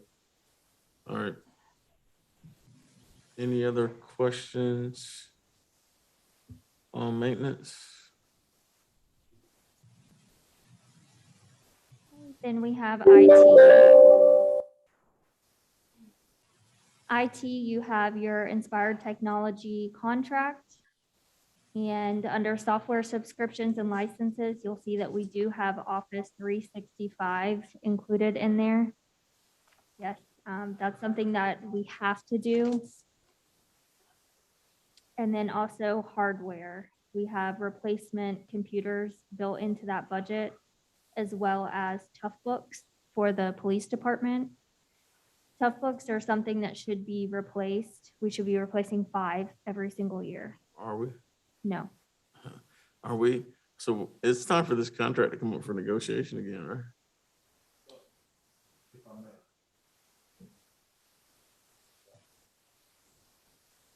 Oh, yeah. The tough books were included after we did the purchase of our last set of laptop computers. The idea of replacing them or 5 of them every so often, every budget is just coming up now. So this will be the first time we were able to replace them since we purchased our last set 3 years ago, 3 or 4 years ago. Are we running 3-year cycles on them? That's what we're doing? I'd have to look at the life cycle. What's your cycle? I believe it is a 3 or 4 year cycle. It takes a while for them to be built and once they get shipped in. Last year, last time I took, I think, up to 6 or 8 months before we got them in. It was for us and the fire department. Any questions? Thank you. So I think that contract, the IT contract was 3-year contract initially, right? I thought it was a year. I thought it was annual. It's just annual. Ms. Thomas? I think, sir, it was a 3-year, but we renewed it for a 1 year, I think last year. I can check because they were installing the new phone system. And they were in the middle of the completion of that project. So I think we just renewed it for 1 year, and I think it's going to come up for renewal before the end of this year. All right, so it's, I mean, we need to track that because I know Yes, sir. part of the reason the rates were where they were was because we were behind from a technological standpoint, and they were supposed to be significantly reduced once we kept our end of the bargain and made life a lot easier. And so it looks like we've significantly replaced our machinery and done some of the necessary upgrades. So we should be looking at that contract for modification, or at least for some changes. So if you can maybe let us know by the next commission meeting where we stand, or shoot an email out or something, so that everybody kind of knows what the Contract renews what the date February of is. 2022. 2022. February of 2022. So we need to start having those conversations soon. Yes, sir. So let's start with having that conversation. Let's look at renewables and see what the conversation is with Inspire and going from there. We just want to stay on top of it. So if we can make sure we calendar that so that we don't lose track of it. Anything else as far as equipment and software? I know we're gonna have some software upgrades and challenges with the gym. But those may be based on what we have with CARES, something that may be covered with ARPA. And we need to check and see if, we need to also check and see if the locks are something that may be covered. Because I think you may be able to get some of the IT stuff covered. Can they just rekey them? Huh? Can they rekey them? Rekey the locks? They can rekey them, but I think it's gonna be, but that whole system needs to be changed out.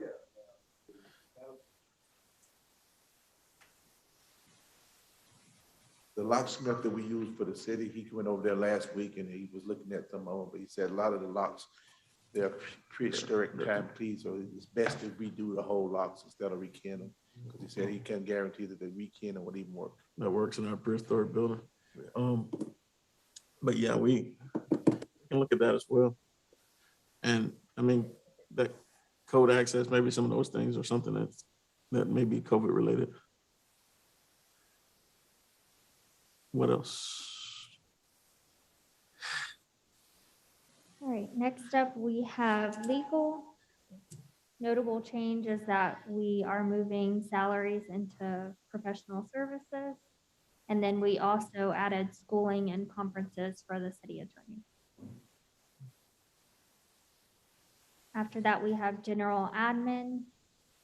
That one had a net zero sum. We were able to basically modify the lines around based on currently where money is being spent.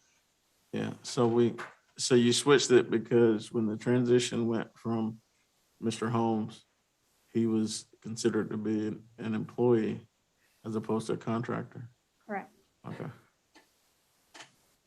All right. Where are we?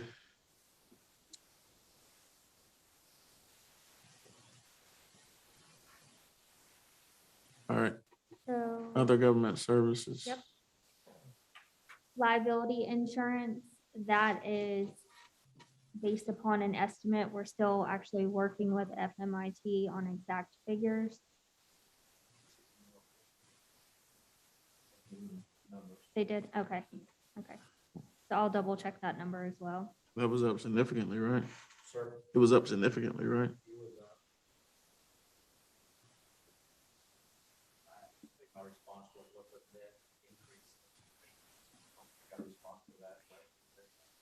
Yeah, well, the email said losses.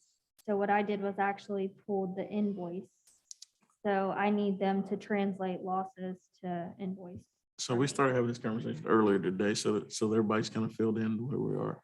So there were some properties that looked like they were not a part of what we had for liability insurance, like they'd never been covered. And so there were gaps that were closed as it related to properties. they were able to discover some discrepancies within the policy, which led to increase of rates because there were some things that didn't look like they were there. We found out with some of the stuff, based upon certain claims that were put in place, that there were some questions in place. So basically, Mr. Holmes called for an audit internally to look at where we were from a policy standpoint, reviewing coverages for every facility and every vehicle. That brought to light that there were certain things that needed to be in place, as we were also looking at acquisition of new facilities and acquisition of the boat and some other things. And so that's why you end up with what appears to be, it may be up to 50 grand in additional insurance, right? I'm not sure. Like I said, the email that they sent was based on losses, whereas the information that I have is invoices. Right. So we are going to be sending back a response for them to clarify what that means. Okay. So my response, tell me what this translates to in net Right. increase. Correct. They gave us increases in our claims paid, et cetera, but I didn't see a bottom line on what the increase was gonna be. And that's why my response was, what's the number? Correct. Mayor, I just need to understand losses. So that's what we need to try and get an understanding of what losses mean. Claims paid out. Okay, Vehicle accidents, those kinds of things. okay. We're up. Mhm. Ooh. And let me just ask a question. So you said there were some things that wasn't insured prior? Yeah. Wasn't any vehicles or anything, right? It That were was lost? new batches. No, none of those were lost. Oh, So, okay, yeah. so we avoided the catastrophic mistake. Gotcha. And so they were able to find out that there were some things that fell through the cracks as you rotated out certain vehicles and added new vehicles in. So that worked out. And so I think the bugs are worked out of that system, and I think staff's done a great job of kind of catching that stuff and putting it where it needs to be. So. Next up, USDA, sorry, go up one more, Sunny. That one I just wanted to note on there, it looks like a significant increase, but we had the revenue budget and not the expense in FY '21. So this is just a carry forward of that project for the business incubator. And then next up, we have planning and zoning. This department, me and Ms. Walsh dug into very heavily. And it had a lot of moving pieces because we did have professional service for a portion of time during this fiscal year, as well as an increase, a significant increase in our legal advertising. So the notable places that you're gonna see are training, as well as postage and freight for mailing out items. And then also your legal advertising. Professional services, you mean we were contracting. Correct. Contracting planners. Yeah. Correct. Mhm. Okay. So on the legal, I would anticipate that we're gonna still be up on legal advertisements Correct. again, because there's a lot of action. Currently, year to date, we're about $10,000 that we've spent on legal advertising. And what we did was with any lapsed salaries that we had versus the professional services we were paying for, we moved that money into legal advertising. So that's how we've made it so far this year. Right. Any questions on planning? Yeah. Going back again to the executive salary. Mhm. For 2021 or 65,000 is projected for 2278, 749. Correct. And that's is. projected based upon option 2 again. Yes. So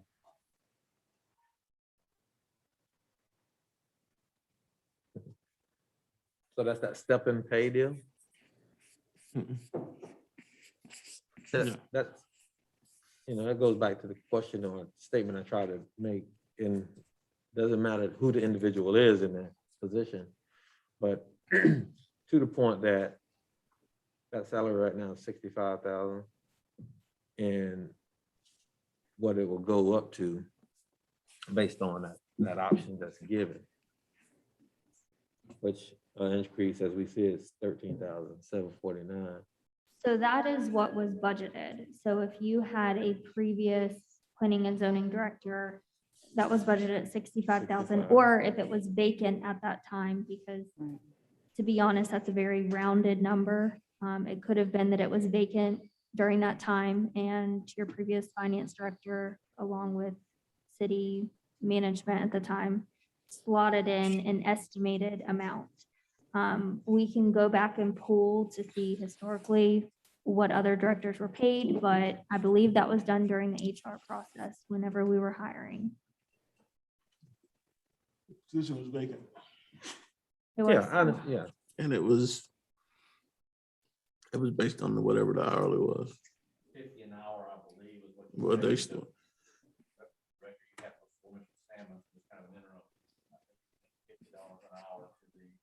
previous two. Mr. Holmes? Oh, to two.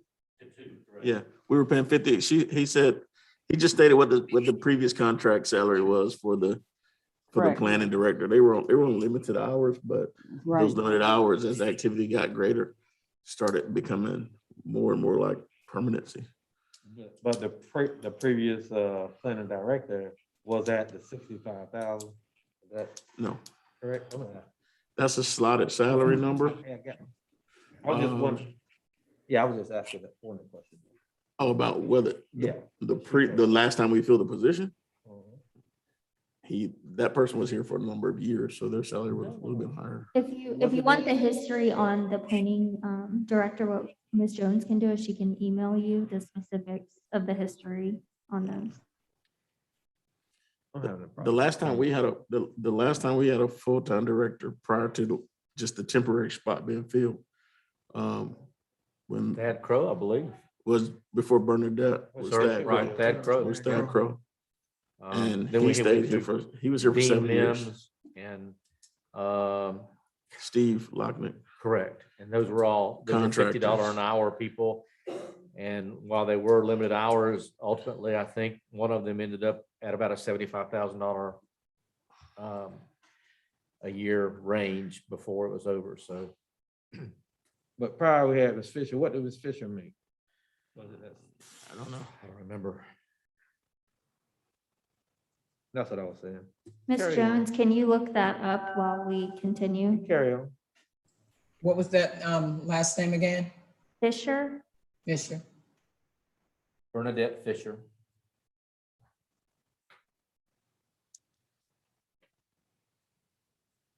So as we're doing that, I think a conversation has to, and I think there's been some research done on it, but with the activity that we're having, if not now, soon we're gonna have to make a decision as to whether we rebuild, whether we bring back our building officials and do inspections in-house, or we continue with the county the way we are and build the planning department back up to where it is. And there, I mean, it's a numbers game, but I think also part of it is as you begin to become more active in the community with more activity from the commercial side, from the residential side. I mean, how long do we really want the county to dictate where we go? So, and it's a commission decision. It may not be one that needs to be made under this tight budget, but it's a consideration that we've got to look at as we begin to plan for the future. And, you know, I think Ms. Walsh has been doing some cost analysis as well as, you know, Mr. Holmes and Ms. Shank looking at the historic perspective and where we were. We know that it wasn't a zero-sum game previously when we did it. It probably cost us somewhere between $100,000 and $150,000 a year as we ran those departments. But we know the reality of activity in Palatka is going to change. You stay busy doing inspections. And we've got to look at, I think, a multitude of things, whether we bring in a separate fire marshal and whether that becomes too cumbersome for the chief, whether we have a chief building official again, whether that's an employee or a contractor. We've done it both ways. Do we bring back the planning clerks in the same way? Look at our Do we fee bring, structure. do we bring code enforcement back up under planning? All those things are there. And so those are all things I think as a commission, we've got to think about in the future, the near future, as we begin to move forward, because we don't know how long the county wants to continue doing our inspections. So We also need to look at our fee structure. I mean, there's no reason why advertising should be a net expense. That should be being paid by the applicants. And the same for, well, I'll leave it at that. Your point's well taken. But I think those are all things, and then I think, that's a workshop, or at least a conversation that we've got to start to have. And it's going to be necessary for every commissioner to really give input and direction for staff as we move forward. Commissioner Bourne, again. No, I mean, you made some good points. I think we need to be in a position where we're self-sufficient and we're not having to depend on other agencies to help us be successful. We need to look at those critical areas of need and prioritize those, and let's make those things happen. Even our engineering, our engineer, what we need when we do multiple projects, road projects or whatever else we do, water projects and all those things. So we're paying out quite a bit of money for other services. And if we had that internally, we wouldn't have to keep paying those large amounts of money each time. I think I forgot the amount that we pay every time we do a big major project as it relates to engineering piece of it, but it's really costly. Anyone else? And those are all things that we're going to cover in the strategic planning process. So just to I just wanted to make sure I at least put it out there while we're doing the budgeting. Next up. Next up, we have the police department. A notable change is that we did increase the overtime. I do want to note that this is offset by contracts that we have, so there is revenue that comes in to offset this amount. But as you can see historically, we're ranging 160, 2020, of course, the year of COVID, the beginning of COVID, I should say. We saw a decrease, but where we sit today in FY21, we're already over 105,000. So when I take a look at these numbers, I truly analyze on what's happened in the past, where we're sitting at today, and what we anticipate for the future. So with executive salaries, that includes chief, and is that the captains? And it's just the four of y'all? I'll have to get back to you on that, but I will tell you, whenever I did that piece, in order to line them up, what I do in ADG is I run a cost center analysis. So, and then I pull those positions into those specific lines. So how do we get an $80,000 increase there? I can break it down for you. But it's based at where they're currently being paid from, with option 2, all peers. Yeah.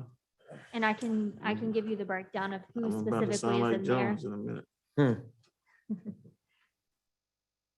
Right.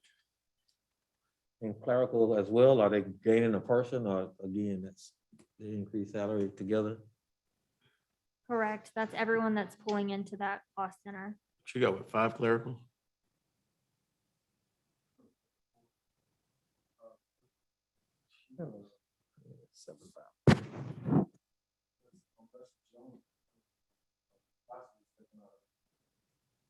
I can give you the breakdown. We can't hear you. I can give you the breakdown. I'll send that out. Okay. All right, go back.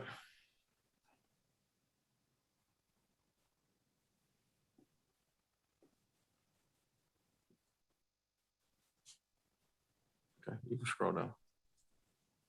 Are we still Go back up. Go up. line item with the police athletic league? Oh, Huh? Page 2? This is page 2, yes. Yeah. I'm sorry, Commissioner Jones. line item with the police athletic league, There it is. Yes, $15,000. Yeah. So is that what we can, that's your budget. Do we contribute anything to that? For the That's city? that's what we contribute. That's for the counselors. That line item is for summer camp counselors. It's strictly pinpointed for counselors' pay, things like that for the summer camp. So they're not included in our internship? That's separate. That's a separate sir. line. That's separate? So, yeah, they're separate.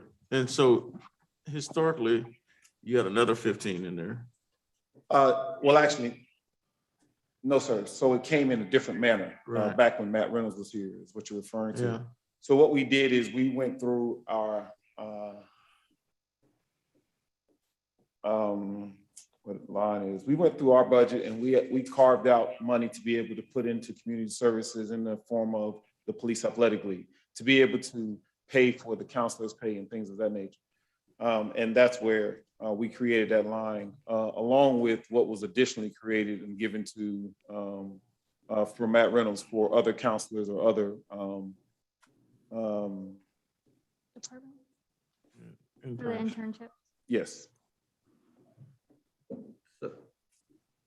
So we have a line in the commission for $20,000 for interns.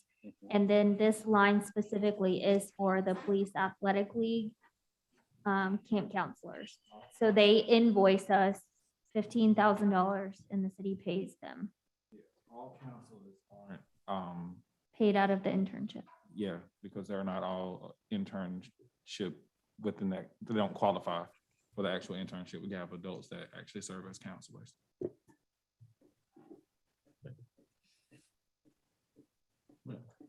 So the interns, are we using the other interns? Do we use some of them at the PAL camp too? The 20,000? We usually get maybe one or two a year, depending on how many the city has. We do add them in depending on where they go, but they're not factored into what we do every year as far as our counselor to camper ratio. All right. So back to Commissioner Jones. What was your question? Yeah, no, I just want to know. Okay. I saw it both ways. I saw the internship. I just want to know, was it an opportunity for them to get an intern? I didn't know you already. Yes. That's all. Okay. All right. Any other questions Do on? Do we PD have so far? any other lines in terms of, I mean, so that's the total we give out to PAL for the 35 total? No, so it's not 35, it's only 15, and that 15. was the 15 that we The pulled out 20 of the police department budget. 20, we got 20 that goes to interns. So those are the interns that may work with the clerk. Those are the interns that may work with recreation or community affairs. And then you've got 15 that goes to the counselors for the camp. Let's just say it's a blanket 15 to PAL. That's just a blanket donation to PAL. That's how it's worked. And they use it primarily for the camp.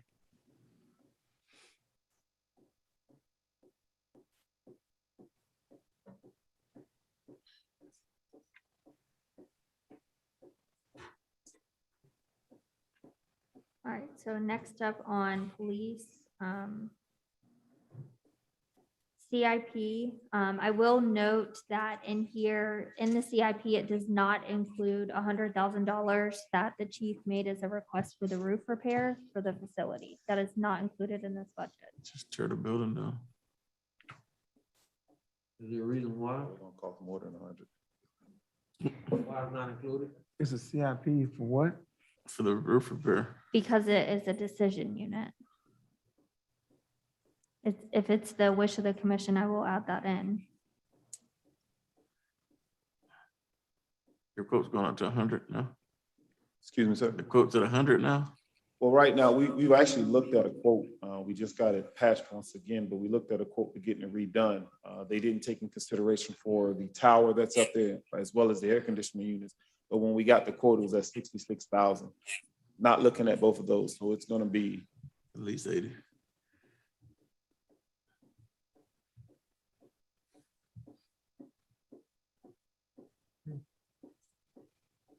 Sell it. Is it your wish that you want me to go ahead and add that in? Not mine, but I don't know what the commission's pleasure is. bring it back when you. Okay, So kicking that can. I think we need to look at other options. Yeah, So okay. deferred maintenance at its greatest. As far as the grants go, I was able to speak with Captain Newcomb. We rolled some of those forward because we're not able to spend them in this fiscal year, or the delivery time is in next fiscal year. So grants were carried forward.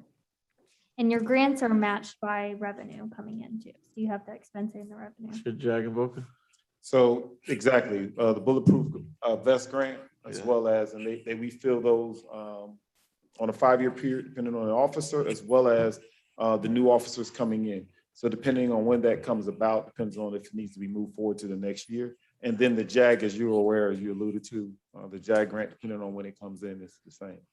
Are we getting we getting more help from Congresswoman Kamek on the grants?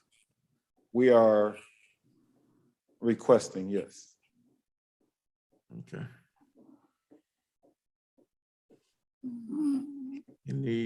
Any other questions for Chief, or as it relates to PD? I don't see anything about, scholarship. It's in there. It's in a different line of, I think if you move down a little bit.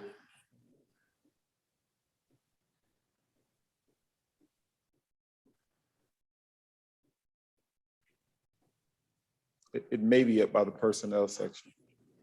Lauren is Yeah, I'm the, looking at it now. it's under recruitment and scholarships. It was there.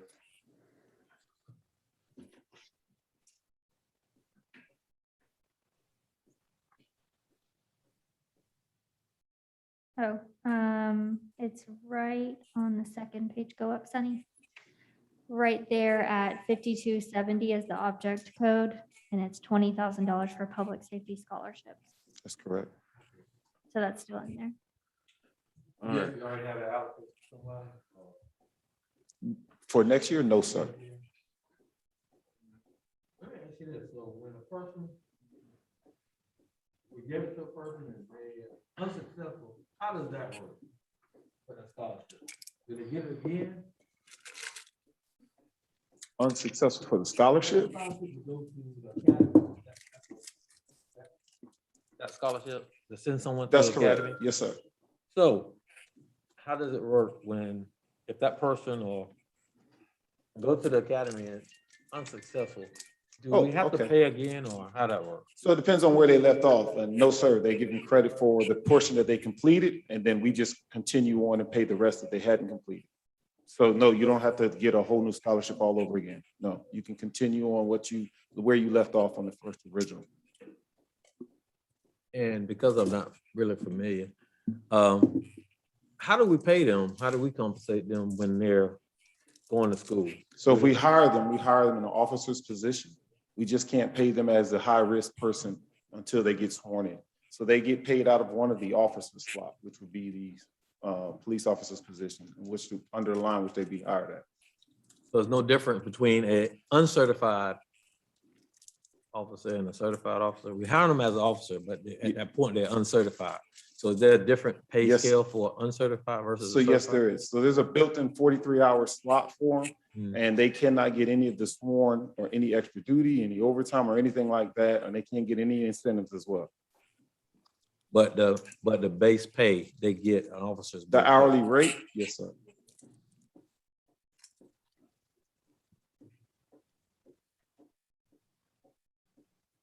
And what's that minimum? What's that hourly? 17, I want to say 1747, 1742, one of those.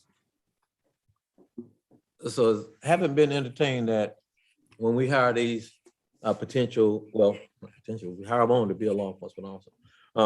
But until they're certified, a different rate of pay.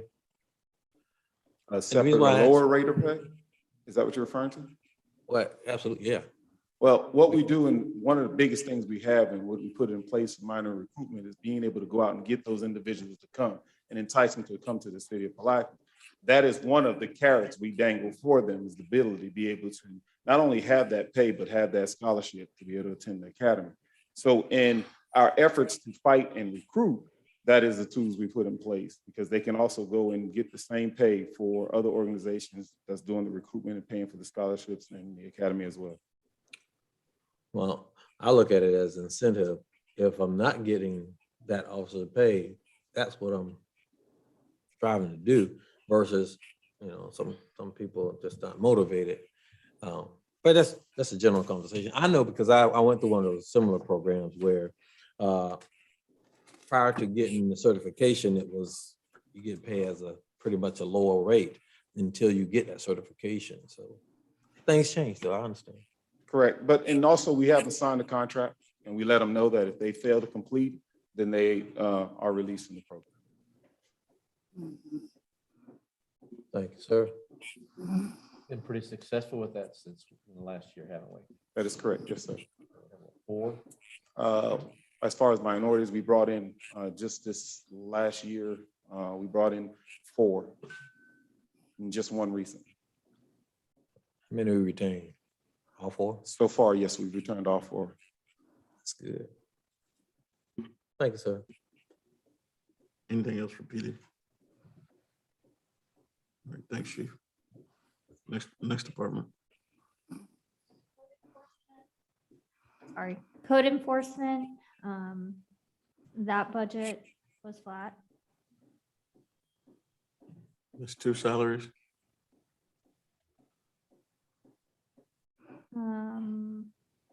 I don't know off the top of my head, I'm sorry.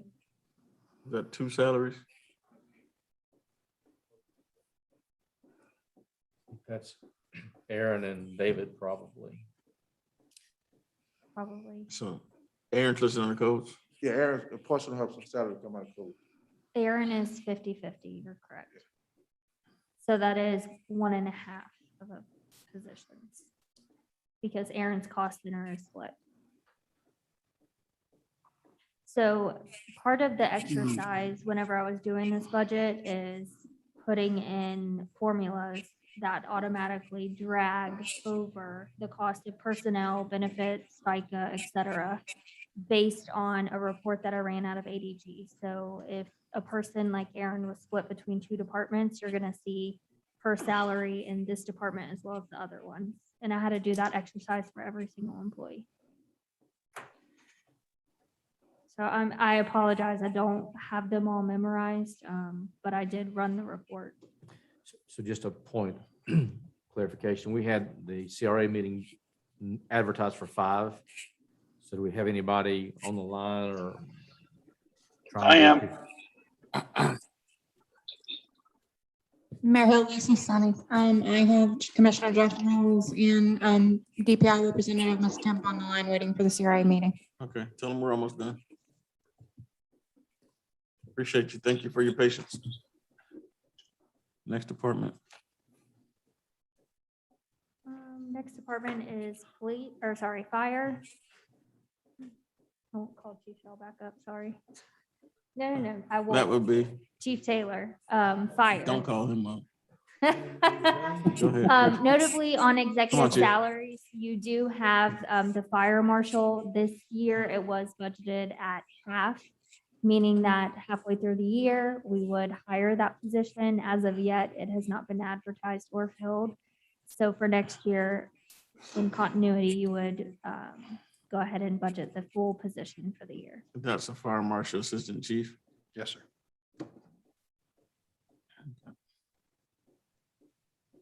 Public safety scholarship for fire as well. There's 20,000 in that line. Did you use any of it? We've got 1 student that is starting fire. She finished EMT. She starts fire in September. Should be hireable late December, January. Any more participation in the high school? Are we funding the high school program again this year? I think so. Yeah, the school side is growing, and we've got a few more guys that are stepping up wanting to take part in teaching. Okay. I think that's going to work out for us. Running any job fairs, chief? Not yet, but we usually do them when they have them. How far are you down? We got 4 definite. I think I'm probably gonna lose at least 1 more. And then you still got your grant positions? Still trying to keep them full. All right. Can. We did get 1 application today or yesterday. CIP expenses, currently this year, we received revenue that we are not going to be able to spend by the end of the fiscal year. So we pushed that purchase into next fiscal year, but I did make a note on that. Keep going down a little bit, so right there. The CIP expense, part of that is funded from this fiscal year. We're just carrying it forward.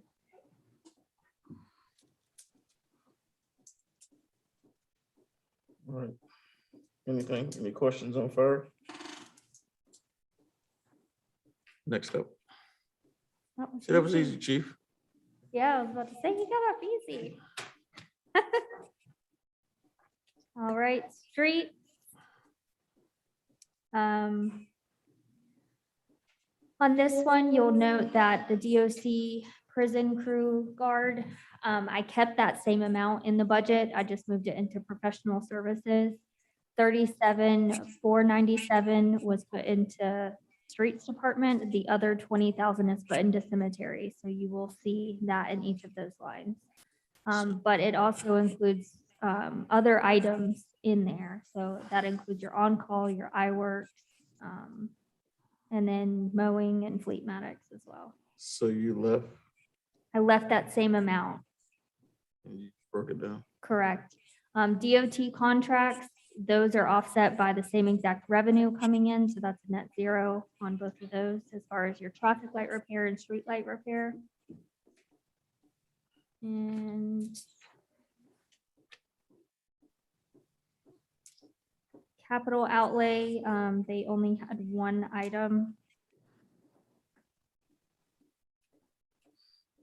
Nothing for sidewalks this year? Which one are you looking at?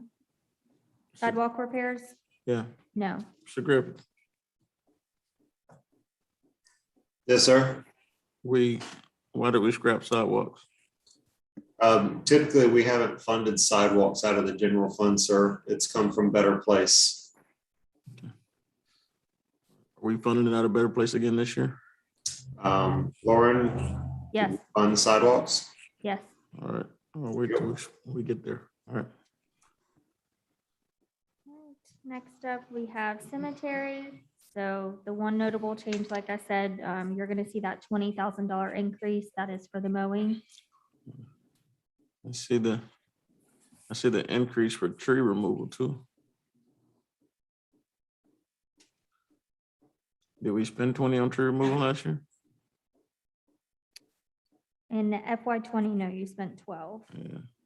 However, that money is designated. So a portion of it is considered special. So you cannot spend it on anything else. I kept it flat for Okay. anticipation that with, I don't know, with staff being able to reevaluate, they may want to do more tree removals this year.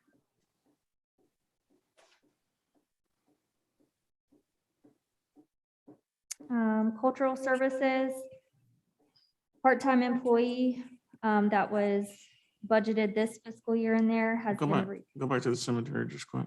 Sorry. So I asked a question, I guess about a week ago, about the restroom facilities, the building at the cemetery. Is that building in need of any repairs? The restroom? Is a what, sir? Is that restroom, are the restroom facilities out there? Because I've heard some people complain about them. Are they in need of any repairs or upgrades to them? We went out and looked at them firsthand. There is a need for some repairs. Apparently, there had been some damage done since the last time that Mr. Bridges had looked at them. Most of the repairs he thought were going to be relatively minor, could be handled in-house. Difficulties running into is that when he leaves them open, people, they've been vandalized. And so I guess they fixed them before and Somehow in the process, they've been damaged again. So we went out and looked at them and noted some things that he could do. So there's roof repair. They're flat roofs, same thing. We've got so many places. And so, yeah, he was putting together a list of what it would cost to bring them back up to speed. Should we need to put a placeholder there? Or is it something that we can deal with from contingency? Happy to put a placeholder in there, certainly. I don't know, just to be safe, why don't you, everything costs so much these days, why don't you budget 10? Okay. And if we're doing it in-house, then we should be able to get that done. He didn't seem to think that it would be a major issue. Mostly was cosmetic. But yeah.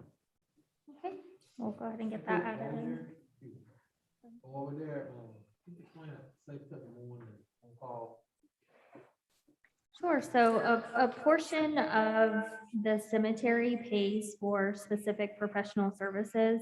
So when I drilled down to look at exactly what was being spent historically, so what was included in that 9,000 figure right here, that's where I was able to see that there are additional things coming out of that line. So I wanted to make sure that I noted them in there, so the commission was aware of what professional services are included in that. So the safe touch is the alarm system?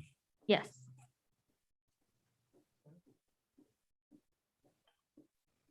And that, so each one of them is. Oh, that was so the mowing was the emergency cuts that were taking place? Is that what that was? Correct. When the prison crew wasn't coming out? Correct. So what I did was I took the $57,000 for the prison And crew you split it up into and 20 split there it and 37 based in on there. where our current contracts were. Okay. Oh, okay. So All she right. moved, Yeah. moved the So 20. she split one crew into two different lines. Correct.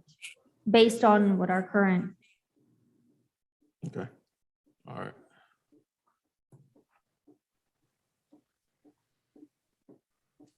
cultural services. The part-time employee was reallocated to cleaning services. So that is actually spread through different departments within general fund. So you're not going to see it directly in this specific one. All right. You wouldn't speak to exactly how many different, That was actually Lorenzo Smith old position. He was the one that handled most of our cleaning. But since then, we have kind of spread it over Public Works, City Hall, Airport, and Coach Arts. And that's Mr. Ty Field is the one that's doing the cleaning for the facilities. Crucial cleaning. Yeah, crucial solutions.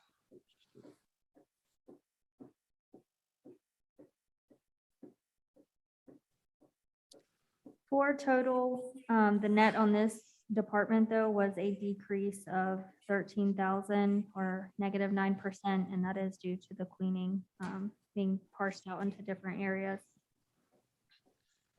Can I add one to that, Lauren? If we can, instead of having it break down into different departments, then we just put it up on the one. I talked with Ty today, and it's easier for the one invoice instead of doing 3 different invoices. We can talk about that tomorrow. Okay. You can work on the billing. I mean, the billing part is easy, right? Okay. And recreation. So I did note on here that it is split funded. So this is the other 50% of Aaron's salary is going into this department.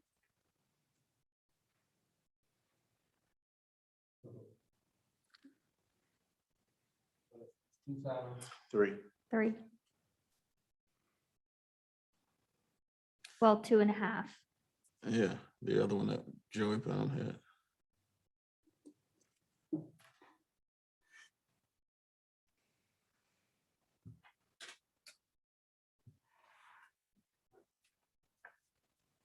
So the cut rate get paid out of 3 different funds? No.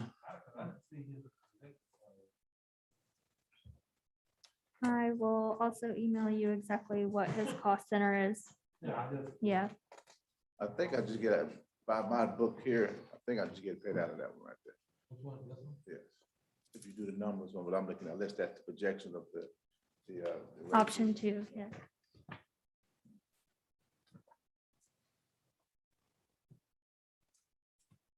All right,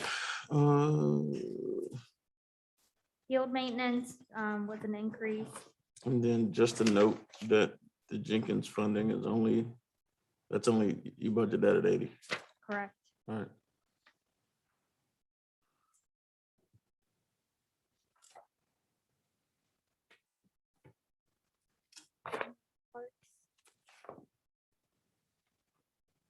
Parks, once again, based on employee cost center analysis that I did, pulled those specific salaries into these lines. And that's 2 people, all right?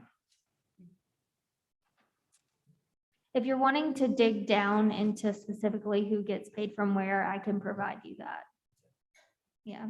But this was about, here, book park maintenance. 2,000.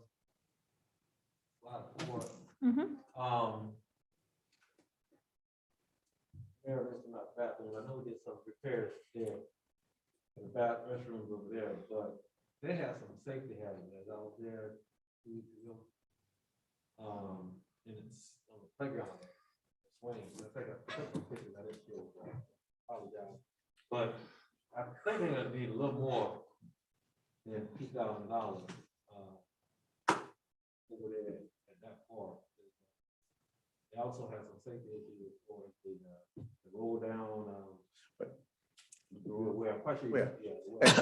And those items right there, the roll down the door, and then also the doors are in this year's budget supposed to be repaired. Actually, Justin is working with trying to find doors that's gonna handle the wear and tear of the vandalism. And then the roll down doors for the concession stand, and we also want to redo the kitchen area. And I'm setting aside some money out of my program budget for this year to fix all that before we get into next year's budget. So that's why it's just the expense you see now, just a normal, i.e. Pest control and cleaning expenses and small repairs into next year's budget. So then I see the Department of Correction approval guard again. Now that. Where is that?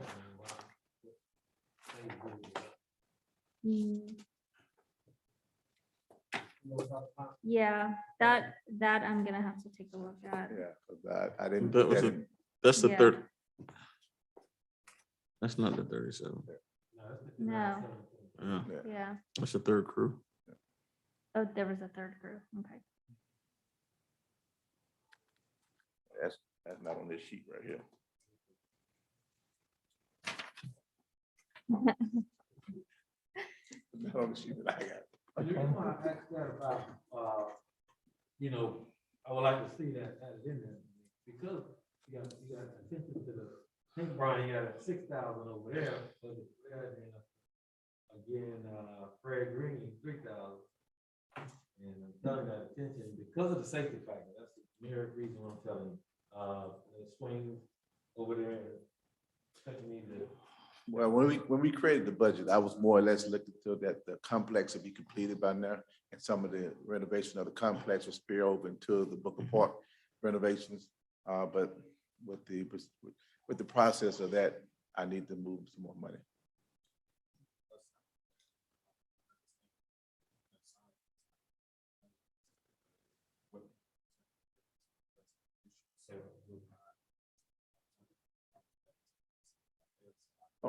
We got that, that'll be taking place. Now, me and Justin is actually working on a priority list, and actually, like I said, the doors and the roll down was already in place to be fixed.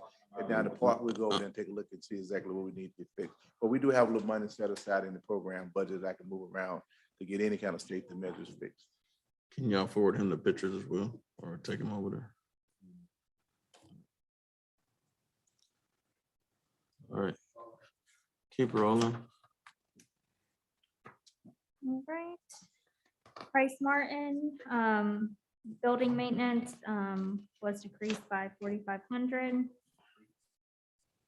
Because of grant. Well, because we had a grant that posed to come in and do a lot of major renovations to the Price Morton Center. I just said that. Yeah, I know, but he had that look like he wasn't really sure. Yeah.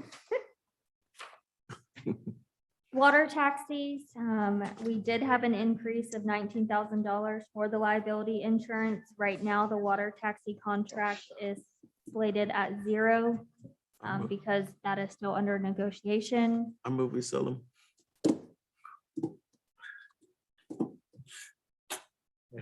In all seriousness, if the commission, we're ready to do something like that, then we can definitely explore at least the marketing of the newest one that we are supposedly receiving in the next couple of weeks. I The thought other we ones, had already talked about that. sir, I thought we previously, you were gonna be looking into. we I have guess, been getting- we, based upon just the desire to provide more information, we did reach out to a number of different sources to see if there was a market for that particular riverboat. We've not gotten anything specific back yet, but there's another issue, and that would be going to DOT on both the state and federal level to make sure that we could, and I wouldn't do that without commission directive. Well, I know I thought- made mention of that before, so Well, yeah, I thought we were gonna, I thought we were gonna. pursue explore that. checking in with the grant requirements of whatever. So if we need to do that, I guess we can. So without taking an action item on it, sounds like there's a consensus for you to at least explore the options. It's been. Yes. Yeah, So- I'm with it, Right. definitely. Okay, I don't think it, okay, if it came up at a commission meeting, I apologize, but yes, I Yeah, I will. don't think it, I didn't remember it either, Yes, but it was, because I was the one who talked about it. we'll take it. We'll take it. There you go. Commissioner Jones, you okay with that? Okay, very well. Let's move on a little bit and talk some more about these boats. Jenkins Gymnasium, 80,000. I know that we've discussed that quite a few times. And last but not least, one thing that I want to note, you can go all the way to page 35, Sunny.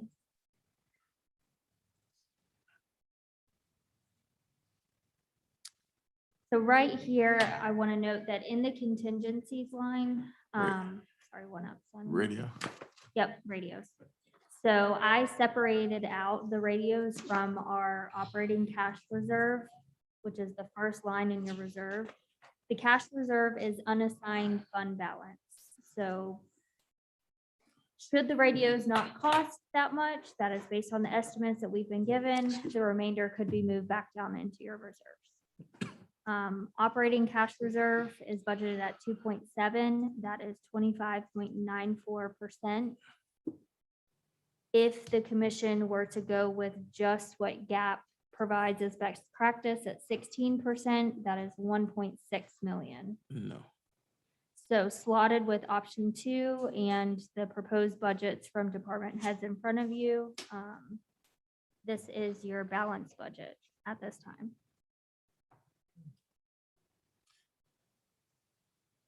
Any questions, concerns? So I just want to recap some of the things that I'm going to be producing back to the commission. What do you have for better place transfer? I'll just scroll up. 20,000.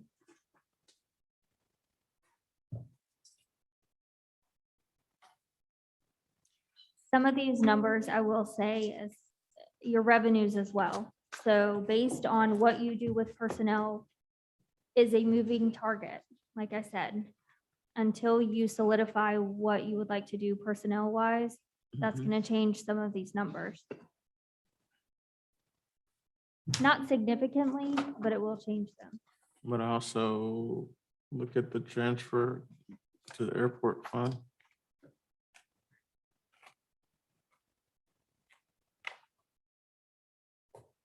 So we're still slated for that debt to come off in 23, correct? 24. 24? I thought it was 20. 23 is the debt. They have I'm sorry, my mind's gone blank. The general fund gave them a cash advance of 162,000 back in 2013, I believe. That has not been repaid. So they would have to repay that back. So FY24 is when it would end. Okay, and the golf course is coming off in 22, 3, 23. 23. first part. Mhm. Yeah.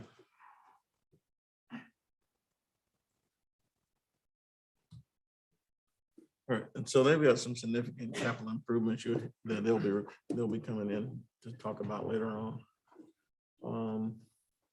But I don't think it won't affect our budget. And so, any other questions on this budget?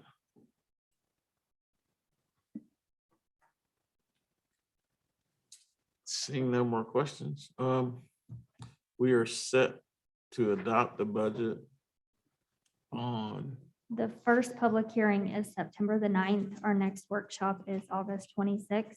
okay. All right, so we're moving forward with the numbers off of option 2 at this point, and you're gonna have discussions with finance about what your considerations are so that she can give us a tighter budget that's clear from where we are. Any other closing comment from the commission? Are gonna do the budget. You know, numbers with $2 raise across the board. All right, anything else?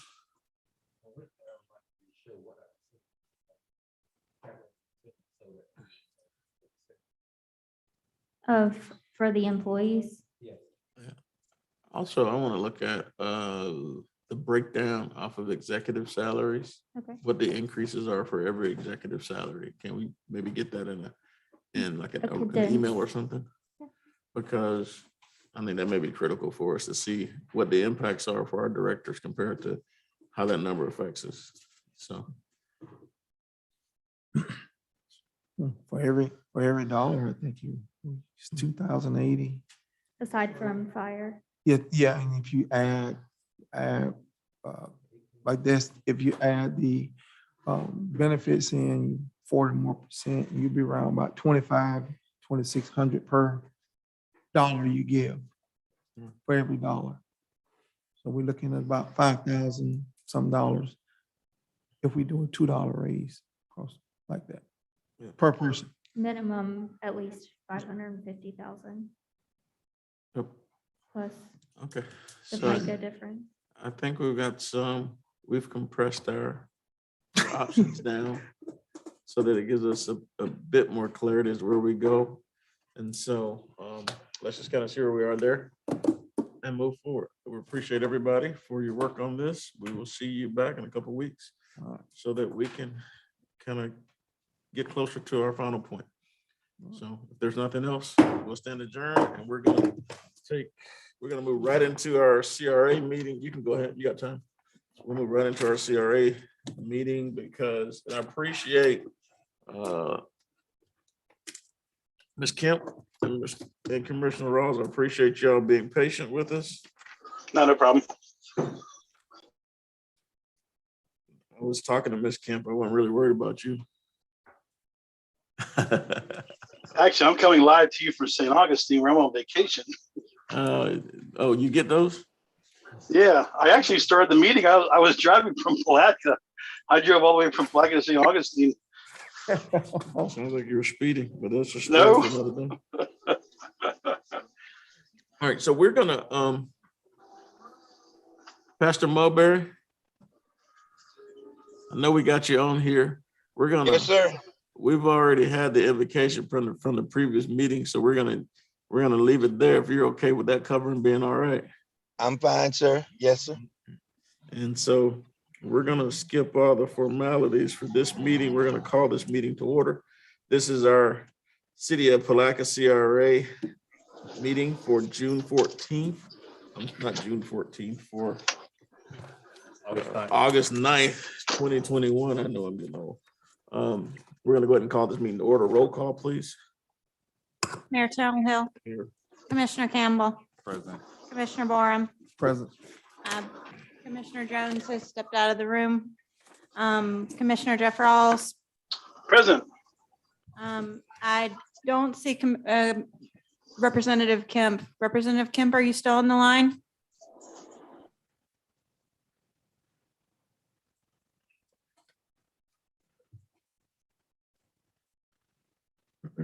And Commissioner McCaskill is not present for the record. Let the record reflect that we have a quorum.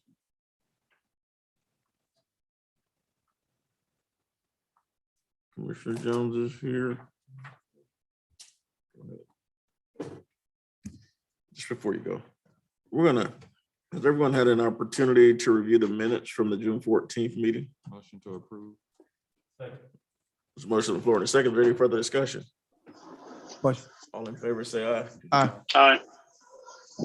Opposed, motion carries unanimously. What we're gonna do at this time is we'll open the floor up for public comment. Is there anyone here for public comment? Please use the YouTube chat function at dial 386-329-0100 extension 0, where you can fill out a yellow speaker's card in the room. Is there anyone here for public comment? Mayor Hill, this is Sunny. I didn't hear a motion or a second for the minutes from July 29. That was a motion for the minutes. It was, June yeah, 14th. I just assume we're approving both sets. All right. Is there a motion for the July 29th minutes? There's a motion on the floor in a second. Is there any further unreadiness? Seeing none, all in favor, say aye. Aye. Opposed, motion carries unanimously. Public comment again, 386-329-0100 extension 0. YouTube chat function or yellow speaker's card in the back of the room. Is there anyone here for public comment?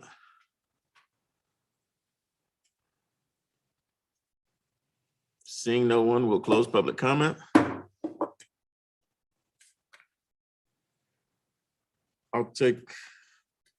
Let's start out with the CRA under our regular business. Item number 1, Palatka CRA plan update.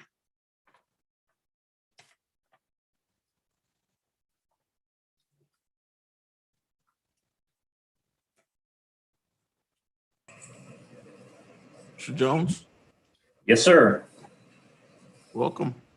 Thank you. Thank you, Mayor Hill, ladies and gentlemen of the Palatka CRA Commission and Board. What we're going to do tonight, shared my screen with you. I hope you can see the presentation. Yes, sir. Okay, very good. Then I will go through this as quickly as possible. You have had a very long afternoon. What we're going to talk about tonight, we're going to talk about the CRA plan update, the 4-point action plan, redevelopment agency goals, revenue projections, and then the next steps in the process. The outline of the CRA plan is what we're going to talk about next. First, there's a timeline of the CRA when it was established in '83. The historic district north and south were established in '84. The historic districts were added to the redevelopment area in '94.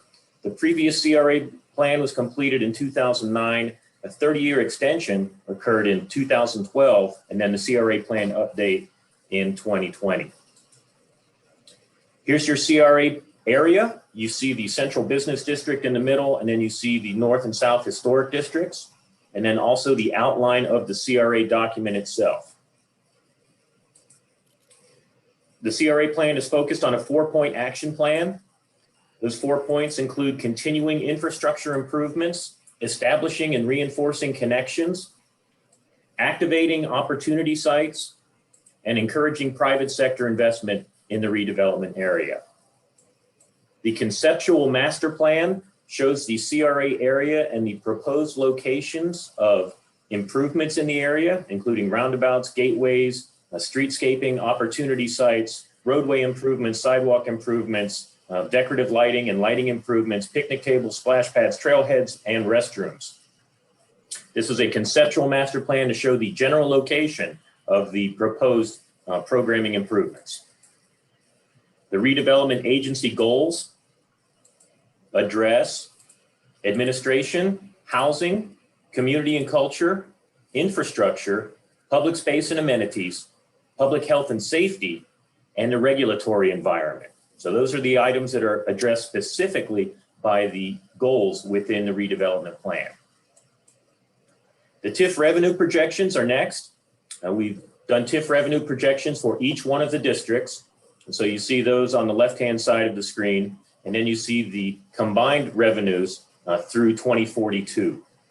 And that comes out to about $19 million in combined revenues, cumulative revenues through 2042. The next steps in the approval process, we are in the home stretch right now. The next steps in the approval process. Step 1 is a review by the Historic Preservation Board on September 2nd and a review by the Planning Board on September 9th. And then we'll come back to you with the comments that we've received from those two boards and present the plan for consideration of adoption by the CRA Governing Board on October 11th. And that will be by resolution.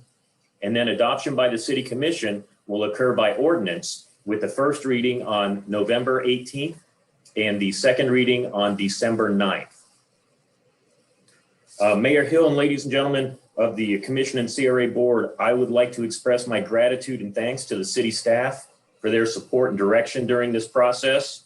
Ms. Tucker, Mr. Griffith, and Ms. Kurtz have been very great with their guidance and direction. The CRA plan update could not have been accomplished without their efforts and heavy lifting, particularly in light of the ongoing COVID pandemic. So you have a great staff and you should be very, very proud of them. And that's the conclusion of the presentation. I am open for any questions that you have right now. We are in the adoption phase. Do we have any question from the board? From the CRA plan update at this time? All right, so I guess we'll just pause for a minute. We got the mayor coming back in, but there's no questions at this time, and we'll hold for the mayor to let's move forward with the approval process of the CRA plan. So that's where we're at. Yes, sir. Any other questions as it relates to the plan? Okay.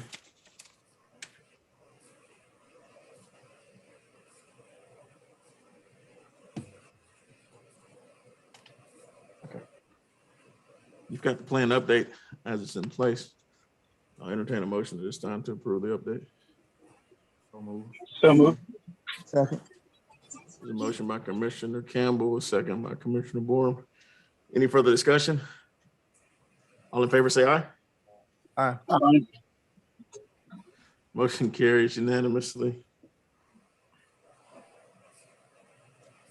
Moving on to item number 2, approval of the CRA budget and to submit to City Commission for final adoption. Ms. Shank.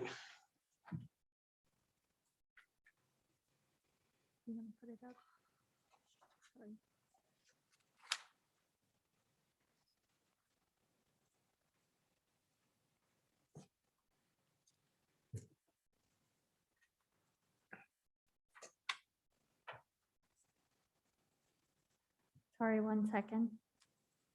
I do want to note for the record that there were some changes and I wanted to keep the CRA board up to date.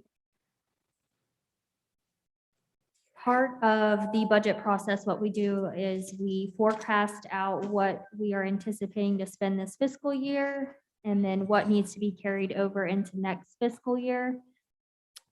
Once we posted the June and July ledgers, which is the expenses to the general ledger, this in turn reduced the amount of carry forward as well as reserve amount.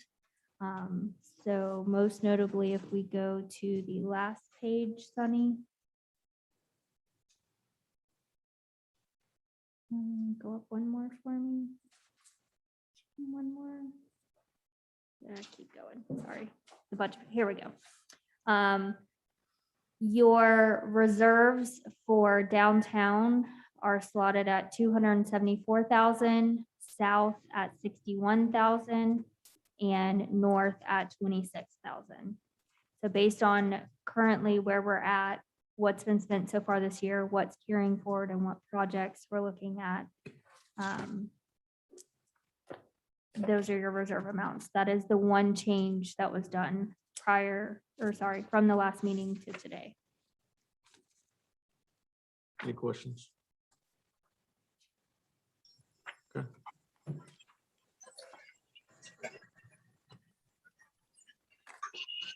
Any comments as it relates to the budget? Any additions? No additions. Okay. If there are none, I entertain a motion at this time. Motion to approve.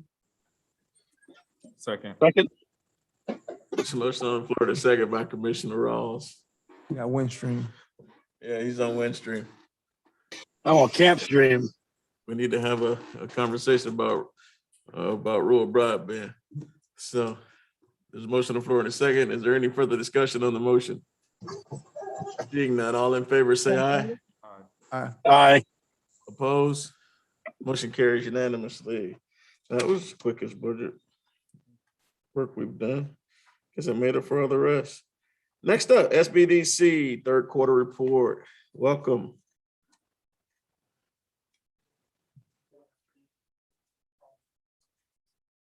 Mash the mic, the blue button on.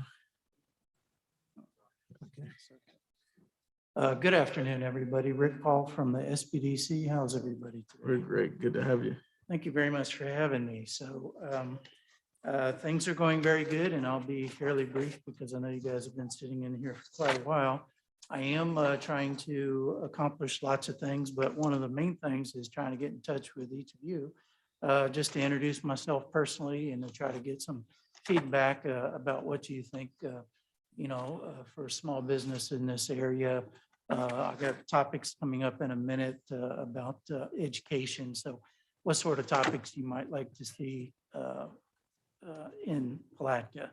So it could be import, export, it could be QuickBooks, it could be lots of different things. Right now, I've been really busy with clients. So we have 4 different areas that we consult in. Pre-venture, so I currently have about 3 or 4 clients in Palatka that are in the pre-venture stage, and actually a couple from outside of the city limits. So this is a time when a small business person can get some feedback about a business type or an industry or a location or a business model, something along those lines. So that's going pretty good for the pre-venture. The next stage that a client moves into would be the startup stage. And I have several clients in the startup stage right now in Putnam County. So this is about getting business licenses. It's about legal structures, commercial bank accounts, things along those lines. So those are going very well.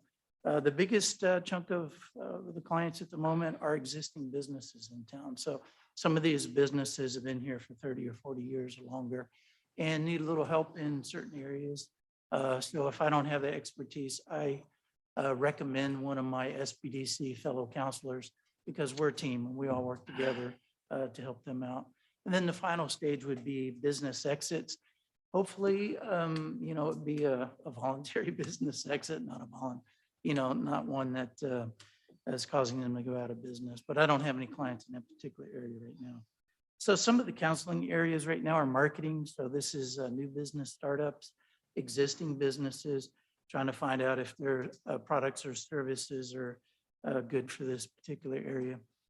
Competitor analysis to try to figure out why a certain business's sales seem to be falling faster than everybody else's. So lots of things that could be behind that, but until I look at the competitor sales, it's hard for me to know if it's a structural problem with that particular business or if the whole industry is kind of going down. I've got 4 or 5 clients right now working on business plans for loan applications. And I have a couple clients interested in the government procurement. So that might be city, it might be county, it could be with the college, and maybe some of it would be state. So we've got a whole procurement area for the SBDC. Other plans in the work at the moment, I plan on offering quarterly educational seminars. So I mentioned a few minutes ago, maybe QuickBooks, could be import, export, could be marketing, could be social media, whatever the topics are. And that's one of the reasons why I'd like to meet with you all individually if there's an opportunity to get some feedback about what you see that could be needed. And then something that I did in Tallahassee that worked very well are entrepreneur or small business socials. So this would probably be monthly, or we just announce, come to XYZ place and hang out for an hour and tell us about your business and meet other people who are small business people and try to network. Basically, it's a networking event. So those are the items that I've been working on since I've been here, plus an office, plus a phone and a few other minor details. But anyhow, been going pretty good, and I think you have the full report in front of you. But I do see a good need in Putnam County for the SPDC, and I'm working to fulfill that need. Do you have any questions? Any questions? I got a comment though. I mean, I think what you're doing is, I don't know if this is a little bit different than what we had before, where you're gonna be doing the quarterly meetings here with businesses and as well as you're gonna have some special things monthly or what have you. So I think that'll be really good for the community to be able to come out and meet. We also have our chamber that also does something similar periodically. So I think with all of those different things, trying to help meet our community needs, I think it'll be a really good thing. Thank you very much. The chamber and I will be working, or the SPDC will be working very closely together. Any other questions? I don't have a question. I have a comment as well. The services that you offer, they're great. And I've spoken to people who talked about, coming to start a business in Palatka and some of the challenges that they have faced once they, people go online and read about our educational system, economic, and when you start talking about economic development, and sometimes they're deterred. However, this is enlightening to see that you're going to be here starting some of this stuff. We would like to also welcome you to partner with us with our newly acquired Northside Neighborhood Investment Center, or Jenkins Middle School. I don't think we officially have a name for it just yet, officially, but to bring in your small business socials, career skills, and soft skills is a biggie. I was in the recruitment field, and that was an element that was missing when you start talking about customer service and stuff like that. So definitely would like to see that along with the business plan. And what do you feel about home-based businesses? Well, I really like them. They fill a very good need in our society for people to run businesses, and most of them are home-based offices. Right. Of course, they'd have to check with the zoning to ensure that wherever they are is zoned appropriately. But they fill a really good need because somebody can replace income that they would have gotten, say, by commuting up to Jacksonville every day and coming back, or over to St. Augustine or something. And then eventually, most of those become pretty successful, so that they're going to have to hire somebody. And that's the overall goal, is to make the business a little bit more successful so that they can hire somebody, and then eventually somebody else. So it's the old saying, a rising tide floats all boats. Right. And I guess my question would be helping them transition from being home-based to going to a brick and mortar and doing exactly what you just said. Sure, So, sure. Love to help them out. Appreciate you. All right. Thank you. Anything else? Thank you very much. Well, Thank you. next up, Revitalize. Ms. Correa. Good afternoon, good evening, whatever it may be now. I'm Robbie Correa, 118 Dodge Street, and I'm here about Revitalize Historic Palatka. We did submit a report. I'm sure you've all received it. I tried to keep it very brief. And of course, with the pandemic this year, like everybody else, we've kind of kept a low profile in terms of events for everybody's safety, and we're going to continue to do that the way things are now playing out. We still anticipate having the tandem cyclists come as part of the Trail Town piece, but they may cancel too. We just don't know yet, but we're planning for them to be here in October. We're probably going to do another quarterly meeting like we did for answering the strategic plan questions, and bring in the chamber and downtown merchants, and maybe have, say, Mr. Paul or Sam from the chamber speak, so that we have a presentation every quarter for everybody again, if it's safe to do so. Those are all the things. In spite of all of that, as you saw in our report, a number of small businesses have opened in the last year, and several more are slated to open in the fall. So we will be having a series of ribbon cuttings. We just had one last week, and Mayor Hill and Commissioner Borum were there. And the people were three. Yeah, we had three at that particular occasion. And we tend to try to do around three, no more than four, because it gets to be a little much. But I think those business owners were pretty pleased to have that happen. And we will continue to do those the first Tuesday of every month. We'll continue our cleanups because those are fairly safe with Keep Putnam Beautiful. But those are the things we're going to do. But this is the list of upcoming ribbon cuttings. The ones we just did are on there, but there is a long and lengthy list. So we'll be busy for a while. Does anybody have any questions? No, I just want to personally thank you for the work that you've done along with Revitalize with the grand opening. And we definitely appreciate all of that. And so I think Ms. Correa is deserving of a round of applause for the work that she does tirelessly in this community.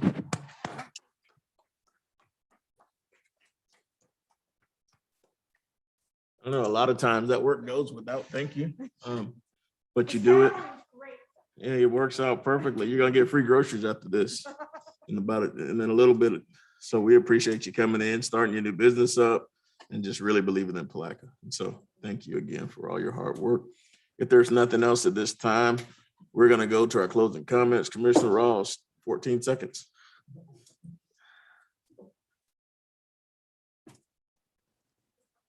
I'm sorry, I had to find the unmute button. It's kind of tough when you're sitting by a pool on a Zoom meeting.